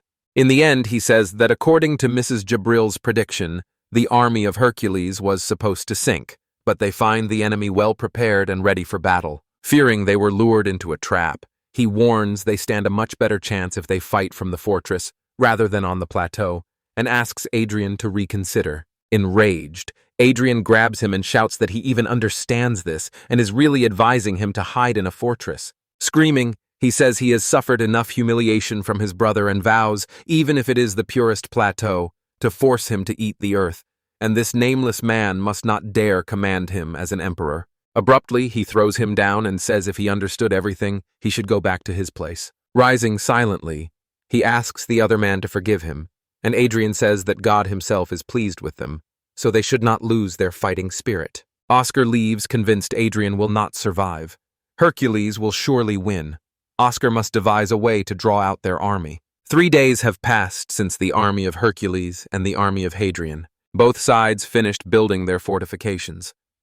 During that time, there were no provocations against the army of Hercules, no archer shots and no stones thrown. War was coming, but the battlefield remained stalled. At the outpost of Hercules' army, Carolina Galleonus looks around as the panther Dalios uses an eye and reports about 30,000 enemies. He says they've prepared well. Hercules calls it rot, but they remain aristocrats. Assembling such an army is no problem for them. Across the empire, the emperor commands an army, and the aristocracy also maintains a number of warriors. Compared with other empires, this one is extremely unsafe. Even after repelling a single attack by robbers, they cannot be eradicated. Most property owners have ways to protect it, so it is clear why the aristocracy hires mercenaries. Unlike mercenaries like Panther Dalios, aristocrats have owned land here and there since ancient times. The main house has its own vassals. Each branch has its own, and those have theirs. Combining their powers makes a very strong army, Hercules says. He sighs and says he dislikes aristocrats because of their family blood ties. They inherit power. He says blood ties are a great power that came out of nowhere, and giving up that power is like abandoning innate talent given by God. Panther Dalio smiles and says it applies to Hercules too, and Hercules agrees that it is true. But when these blood ties rot, they become ordinary red water, and the noble blue blood loses its value. He offers to return these ties to God right now. Hercules asks someone below what they will say if they do not agree. People of another race approach them. Galphus Galleonus suspects the Bulgaronians might be on the enemy's side and does not understand what they are doing here. And Hercules comes down and says he says Bulgarian troops are masters of action, but they lose that advantage in open battle. So he found it strange that they joined the fight openly and sent them an envoy. Hercules says that what stands before them now is living proof of that, addresses them in their language, and asks what the young Vulgaroni will generally tell them. He replies that it is surprising he knows their language. He replies that if you search, it is not hard to find a private tutor. With a smile, he says he will be a good friend and ally. It is unbecoming for an emperor not to know their language. He apparently does not think so. A general approaches and asks if he is the emperor of Lamaria, surprised at how young he appears. Hercules summons him to his tent, and Galphus tells Galleonus that the rest is up to him. Galphus Galleonus bows and obeys him. Hercules tells the general that this time he plans to ignore what he saw. The general does not understand and approaches him. Hercules offers to make a deal. The general sits down and looks nervous. Then Hercules hands him the document and says the agreement is divided into 4 parts. Mutual obligations apply. Attacking and launching official trade routes are forbidden. The Bulgaronian king must send troops when the emperor of Lemuria requests them. Lemuria will pay an annual tax to Bulgaron. He reads it and asks what it is. Hercules says they are a nomadic people. If they keep abandoning farming, life will not improve, and surviving on meat alone will not keep them healthy. To start farming, you need tools, grain, and other supplies, and you can get them either by robbing or by starting to trade. They used the battle for the throne to loot what they needed, and if Adrian could not take the throne, they did not expect Hercules to compromise with them. They start thinking. Hercules says they are allies. They will think they just stumbled. They wonder how well he can read their actions. The panicked general says he understands everything and will sign the agreement, removing Bulgaron from this war. Unlike his predecessor, the general fears who this man is, feels crushing pressure, and faces a piercing gaze that literally knows everything. Hercules shows the document, declares they are bound by the agreement, and orders his Bulgarian friends to disappear. The general realizes one wrong move and Hercules will just eat them. Panicked, Adrian cannot understand what the Bulgaronian army is doing and orders them not to dare to destroy their willful attitudes. A soldier approaches with a message from Bulgaria's envoy, saying they have reached an agreement with the Lemurian Empire and are withdrawing from the war. Adrian hits the soldier hard and shouts that the nomads cannot be trusted. Continuing to beat the soldier, he shouts that everyone is trying to betray him and says he does not understand why. He finally calms down, notices the soldier is unconscious and breathing heavily, then smiles. He stands and says in a trembling voice that everything is fine, and only getting more interesting because God is on his side.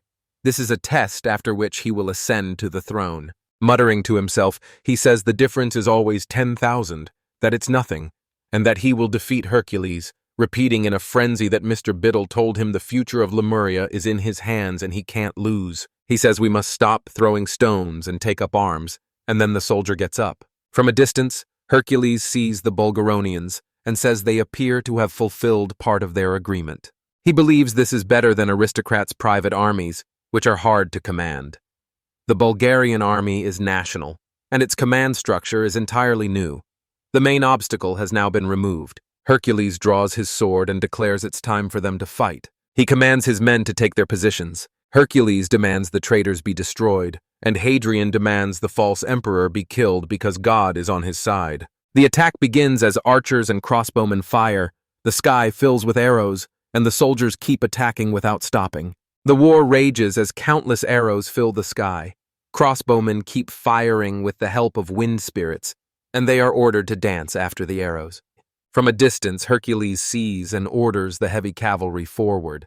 A soldier signals everyone, and Carolina Gallionis and her uncle rush ahead. Adrian recognizes the sign and orders his soldiers to move aside and destroy the enemy cavalry, and they obey and charge. A soldier steps forward and asks the wind to protect him, hoping the false emperor's warrior standing before him will die. In the heat of battle, the soldiers call on the wind spirits once more to display their empire's power. Galfas Gallionis surges forward, flames burn behind him. The enemy's ranks stare in horror as they await their fate.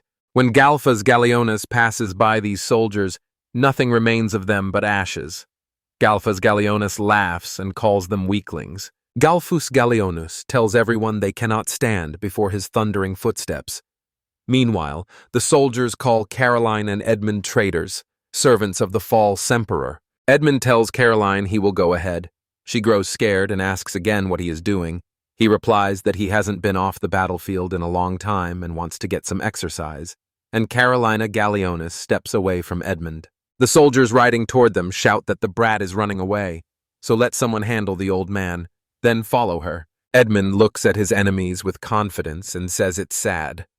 He thinks it's wrong to call a man old just because he has lived a little longer than them. The soldiers stare at him, not understanding, while he notes Edmund's size and says he'll start with them then. He summons his spirit, and Romalius then tells Romelius to point out the place to these ignoramuses by describing the soldiers. His spirit is a woman wearing a hat with patterns on her face.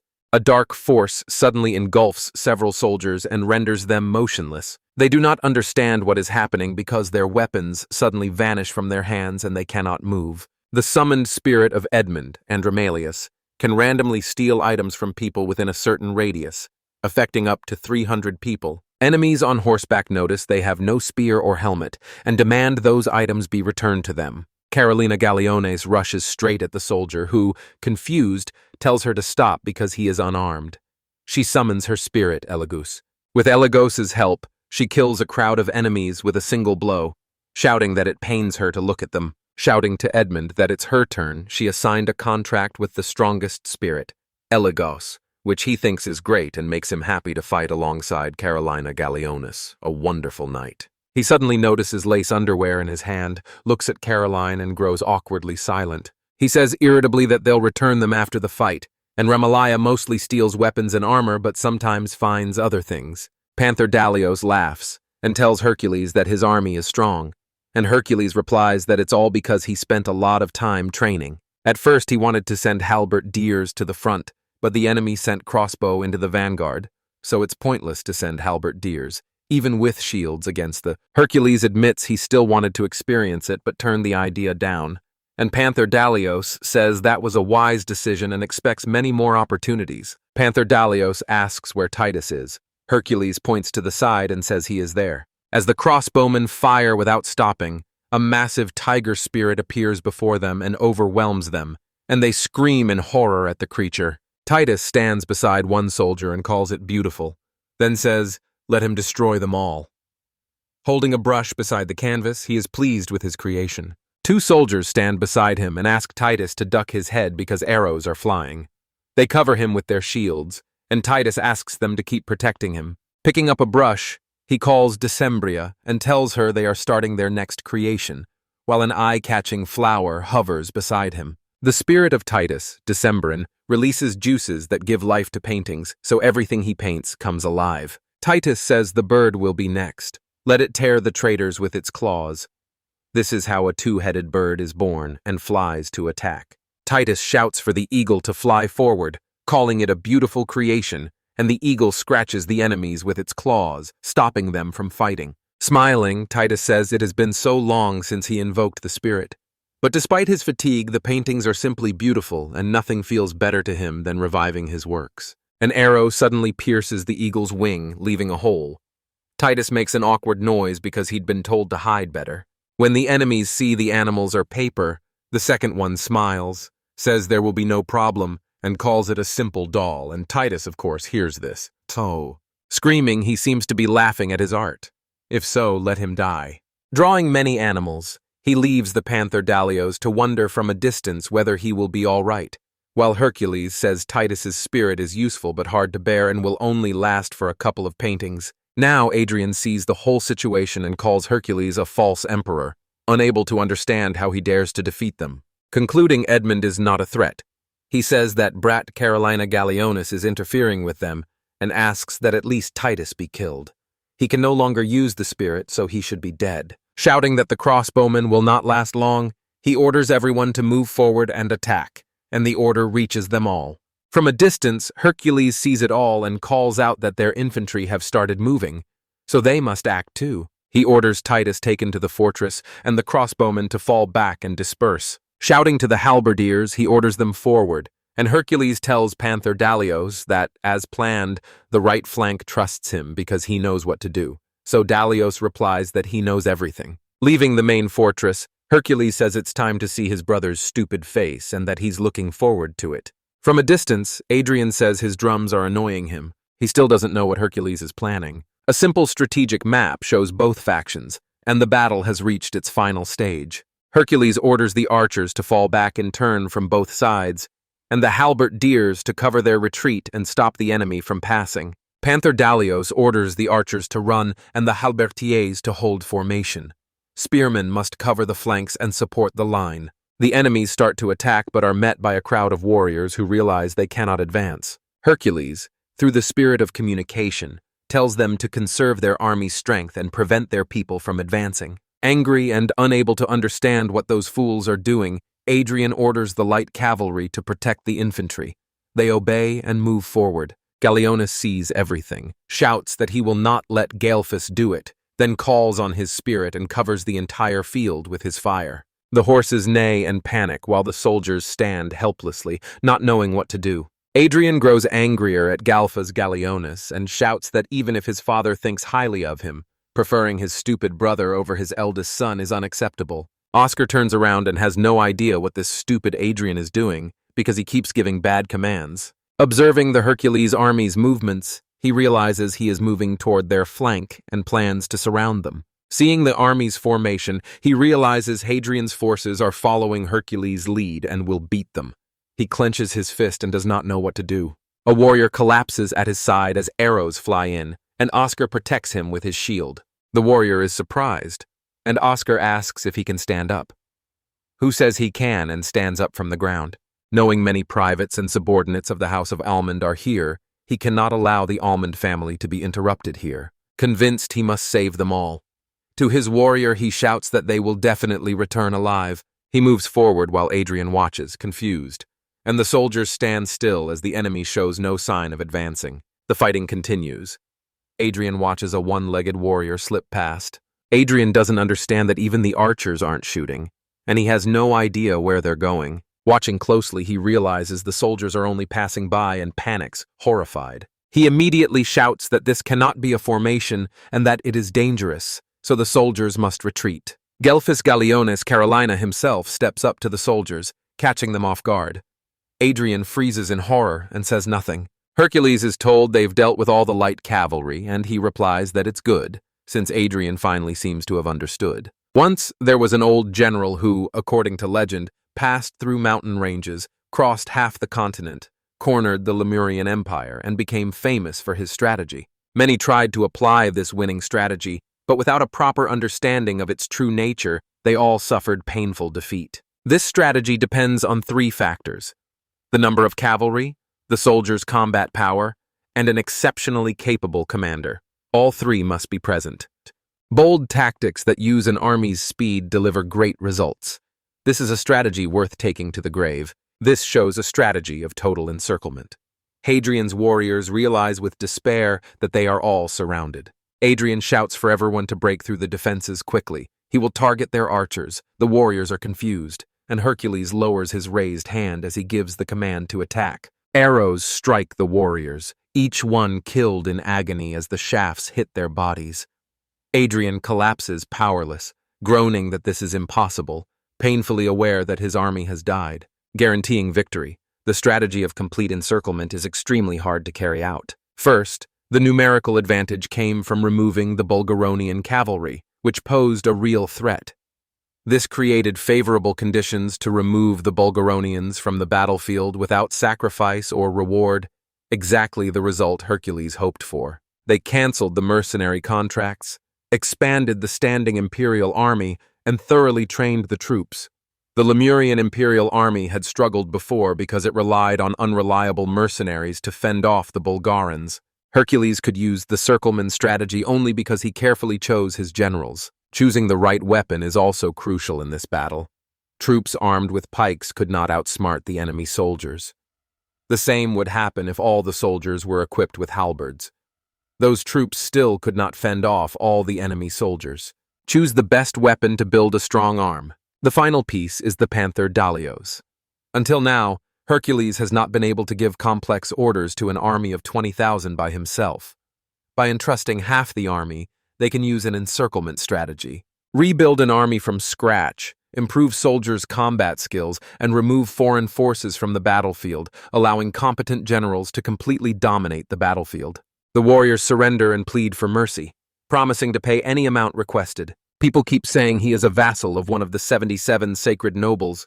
If he dies, their houses will not remain silent. He is killed in an instant, just like the others. They raise their shields. Someone asks them not to push.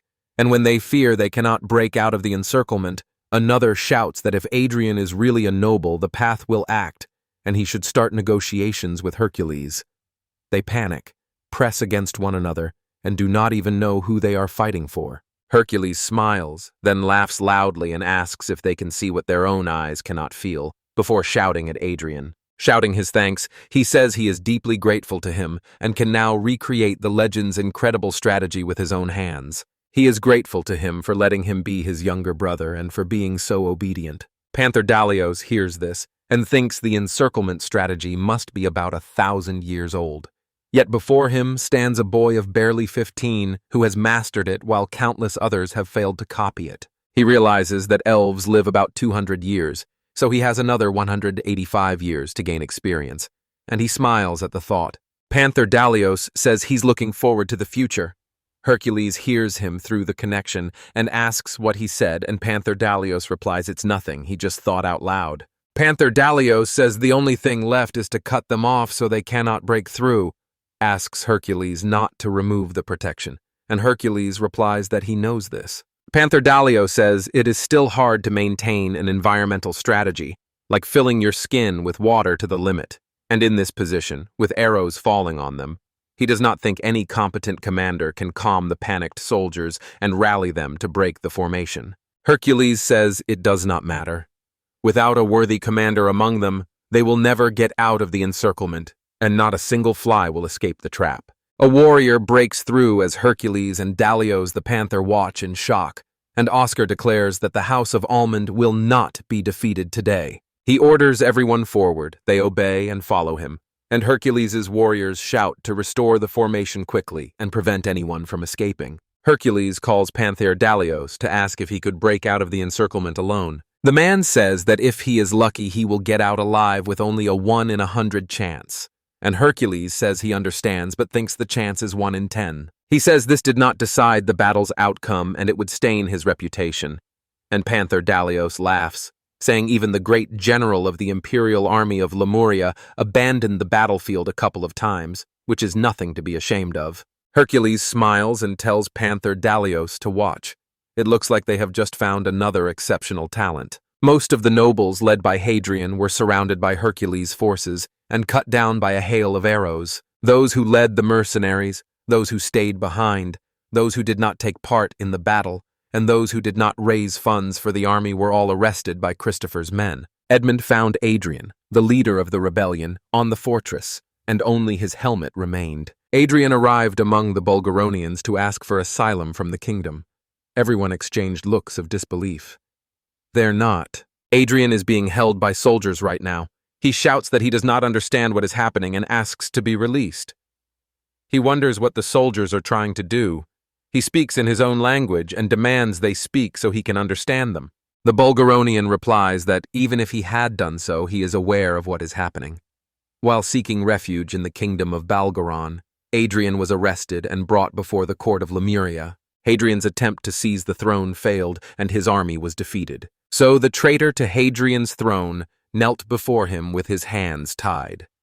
Christopher, Caroline Gallionis, Galphus Gallionis, and Hercules himself are standing in front of him. On the third day after the uprising was suppressed, Adrian, its leader, and 100 other conspirators will be sentenced for their crimes. Hercules demands one aristocrat give a brief, clear reason for joining the uprising. He says it's meant to protect Hercules from internal dangers. Hercules says that if that is true, he should explain why he then proclaimed Hadrian emperor. He grows scared and doubts what to say.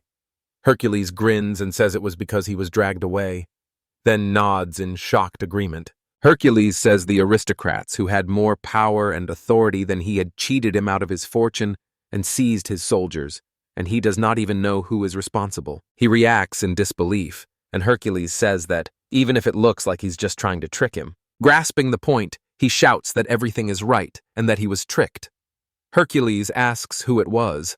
Claiming a traitor deceived him, he mumbles, unsure what to say, and Galphus Gallionis sees he is saving himself by blaming more influential aristocrats. So if he values his life that much, they should stand with his majesty and not kneel now. Hercules says that if he is found to have taken part in the uprising, he and his family will be executed. But his family has served the Juliano family faithfully for many years, and he cannot ignore that. Hercules says that, as head of the family, he has been sentenced to 30 years of hard labor. He will personally look after his family, his vassals, and their families. That is all. Bowing, he expresses his deepest thanks. That mercy will stay with him for the rest of his life. They are taking him away. Hercules says he will never forget his words, but he is sure that in 3 years no one will remember them. He calls the next man and says he must have been deceived. By asking the same question of each lower aristocrat, he gains a legitimate reason to commute the sentence. Several reasons explain this. You can't execute every aristocrat. During the uprising, they overthrew many noble houses. In time, their influence faded. A power vacuum will create opportunities for the younger houses, and they will seize those chances, gain influence, and replace the former great houses. Hercules already said that after the uprising stripped them of their last influence, the nobility no longer threatens imperial power and has lost everything. Even without his help, only the name of their former strength would remain. For this reason, a sentence of imprisonment, fines, and forced labor would be reasonable. Hercules calls the next one. This is the third and final reason. He was one of Adrian's key allies, the highest-ranking aristocrat with considerable political influence and a member of the semi-elven nobility. He knows his situation and believes they will not dare execute him because he has apologized and is right. Even if everyone in the court were canoes of the imperial court, some still owe him debts. With their support, he can get away with it. Confident of his safety, he knows Hercules will have to resort to drastic measures. Hans is an overconfident fool who begins by saying he must explain himself. Hercules interrupts and says several charges have been brought against him. Hans does not understand this. Hercules tells Hans he is being sentenced to imperial abolition and will lose his noble status from that moment, and Hans is terrified and did not expect this. Hercules says he will be isolated for the rest of his life, and that after his death his remains will be burned. Someone begs Hercules to wait and spare him, but Hercules wants his suffering to be eternal. Hans is shouting to make someone do something wrong. He cannot do that. As a high noble, he has no right to treat him like rabble. It is better to kill him. Just kill him. Let him die with honor. Hercules calls the next person. From the start, he targeted the upper ranks of the nobility. In short, he aimed to punish the normally untouchable high nobles, and by holding them responsible for the lower nobles' actions, he ensured no one in the courtroom dared challenge his decision. Moreover, nobles forced to give up their recent allies are now unlikely to oppose him in the future. Starting a coup offers no guarantee he will survive. Even if he joins forces with other houses, a main task is helping the younger members understand the full picture. By imprisoning and seizing the property of lower nobles and abolishing higher nobles by imperial decree, he removed a couple dozen great houses from the Lemurian imperial court. At last, the culprit behind the whole celebration comes to them. Adrian. Christopher immediately pushes him and he falls face down. When he tries to object, everyone silences him, saying he is standing before the emperor. With a smile, Hercules tells Adrian they have not seen each other in a long time and calls him his older brother.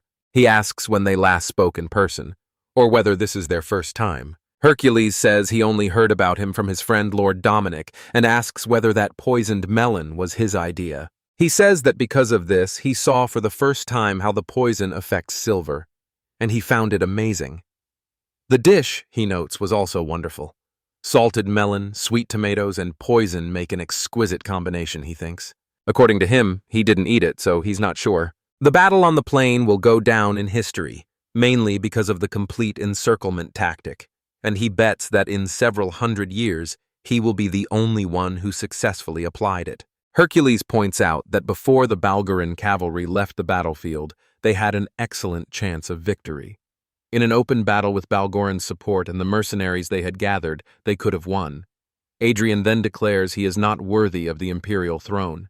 Hercules is silent, insisting he should have inherited the throne after his father. But from the moment of his birth, his father gave everything to him, a brat who had no right to the throne. Shouting to the aristocrats, he says they were fooled by this false emperor and must not let him keep the throne, because this warning came to him as a prophecy from the great archangel Gabrielle herself. Raving mad, he screams that the gods themselves chose him and that he is the rightful emperor of the great Lemurian Empire. People start openly wondering if he really claimed that Jibril, the archangel no one has seen, revealed herself to His Majesty Adrian, and he insists he is telling the truth and says he has a feather from her wing as proof. Hercules insists he understands and asks Lady Gabrielle to invite him into the hall, and if he can, he will recognize him as the true emperor in front of everyone present.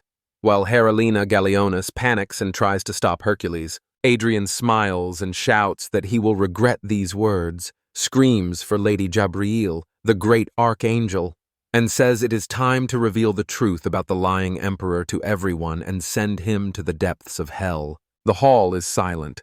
He can't understand why she hasn't arrived. Hercules keeps waiting. He asks for a minute's patience. He promises she will definitely appear. In the past, he shouted Beatty's name, told her he was right there, begged her to come into the hall, and kept calling her. Hercules turns to him and says there are only 3 conditions. If he follows them, he will live. First, make him swear loyalty and absolute obedience to his emperor. Second, have him acknowledge the illegal invasion of his territory. Third, make him take responsibility for the actions of the great nobles who followed him. Only then, he says, can he save his life as his dear mother wanted. Then, in a broken voice, he admits full responsibility for what happened and begs him for mercy. Hercules calls this a wise decision and says that by this decree he is sentenced to life imprisonment. Hercules orders him taken back to the dungeon, but Adrian then pulls a knife from his hands. Adrian pulls out a pair of scissors and cuts the soldiers off himself. Caroline Gallionis is scared, and Hercules is surprised. Adrian's scissors are covered in blood. Adrian jumps on Hercules and screams that he is going to die. Carolina Gallionis hugs Hercules. Then Christopher defends. Galphas Gallionis pulls out his sword. Jabril steps directly in front of Adrian and tells him this is not allowed. Adrian freezes, shocked, then recognizes her.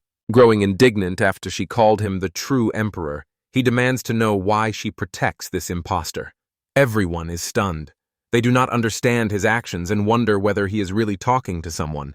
Jabril smiles and says she never talked about murder and calls Adrian an impostor who will never become emperor no matter how hard he tries. Adrian pleads to know what she means, claiming the gods chose him. She replies that it is not true, it cannot be true, and asks if she wants to know why. Jabril transforms into a demon belonging to Hercules, who looks at Adrian with a smug expression. Horrified to realize he has been deceived, he hears Hercules wish Adrian luck, then screams madly and swears at Hercules. He shouts that Hercules is the devil, and demands that Hercules give back his crown. Galphius Gallionis says he is completely stunned. Christopher says they must not mention this in front of His Majesty's grave under any circumstances. After the she-devil congratulates Hercules, he responds only briefly, and as a result all the perpetrators are punished, so the festive banquet goes ahead without problems. A boy comes up to them at last, and Hercules asks if he knows why he is here. The boy is Oscar Almond, surrounded by the evil Galphas Gallionis and Panther Dalios. Oscar immediately bows and asks for mercy, admitting he drew his sword and is ready to accept any punishment. Hercules had not expected this. He admits he was completely wrong and will not judge him. Galphas Gallionis and Panther Dalios are asking others to stop bullying the boy. Hercules says he has an offer for Oscar, and Oscar asks what Hercules wants to say. Hercules asks Oscar if he wants to become a general. Oscar is confused and recalls that he fought against his country. Hercules says he has been watching Oscar and the House of Almond for a long time. Because the head of their house backed Adrian in the fight for the throne, he was arrested and stripped of his lands and titles. When the head of their house chose to side with Adrian, he was forced to follow, ended up on a sinking ship, and saw his house given away, which greatly influenced the outcome of the war. Oscar says that, in any case, he is sure there is a more suitable candidate. Hercules asks what he means. He says Oscar was the one who managed to escape the encirclement.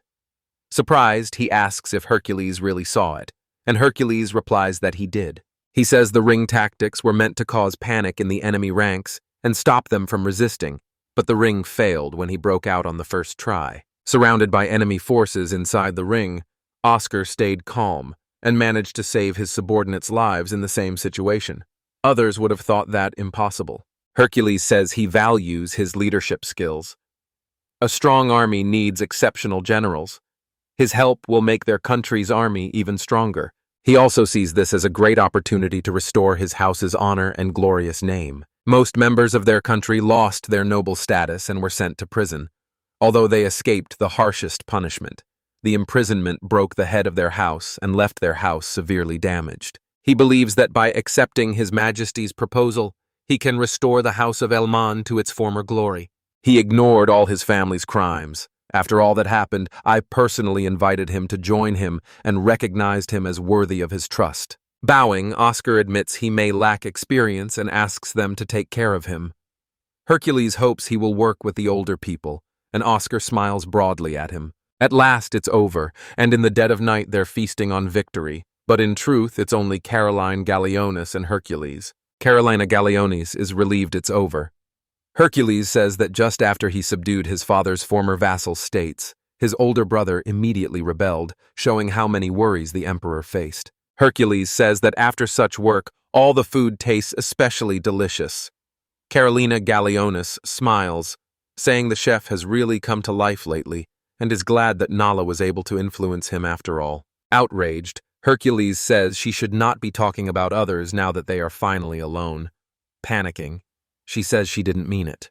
Blushing, she says she has been waiting for this opportunity for a long time too. Grinning, Hercules says that's why she chose such a revealing outfit, and he still can't forget how much she blushed in a maid costume. Carolina Gallionis pulls it close and admits that's how it is. After all, she's his sweetheart. It's natural to want to give something to the person she loves. Hercules rushes to hug her and says loudly that it's all right. Holding her close, he asks when they should go on a second date. She says the rose garden opens in a month and the chariot races will start soon, so they will have plenty to do. Carolina Gallionis is outraged that he cannot simply forget his duties because the next month will be full of meetings and checks, and Hercules replies indignantly that he knows everything. He observes the empire has only slightly strengthened since his father's time and still faces many problems that must be solved. He says the country must improve relations with neighboring countries, reassign generals, rebuild the imperial army, address hunger and unemployment, and manage newly annexed territories. He says a lot of time will be spent just on the western and eastern factions, and he wonders if he has enough life left to deal with all this. Carolina Gallionis says that if it is Hercules, she is sure everything will work out because she believes he has already achieved so much. Carolina Gallionis says whenever he needs support, she will always be here to listen to him. Then she goes quiet, and they look at each other. He tells her he can thank her in advance, but she does not understand and asks what he means. Hercules brushes her hair from her face and asks her to marry him.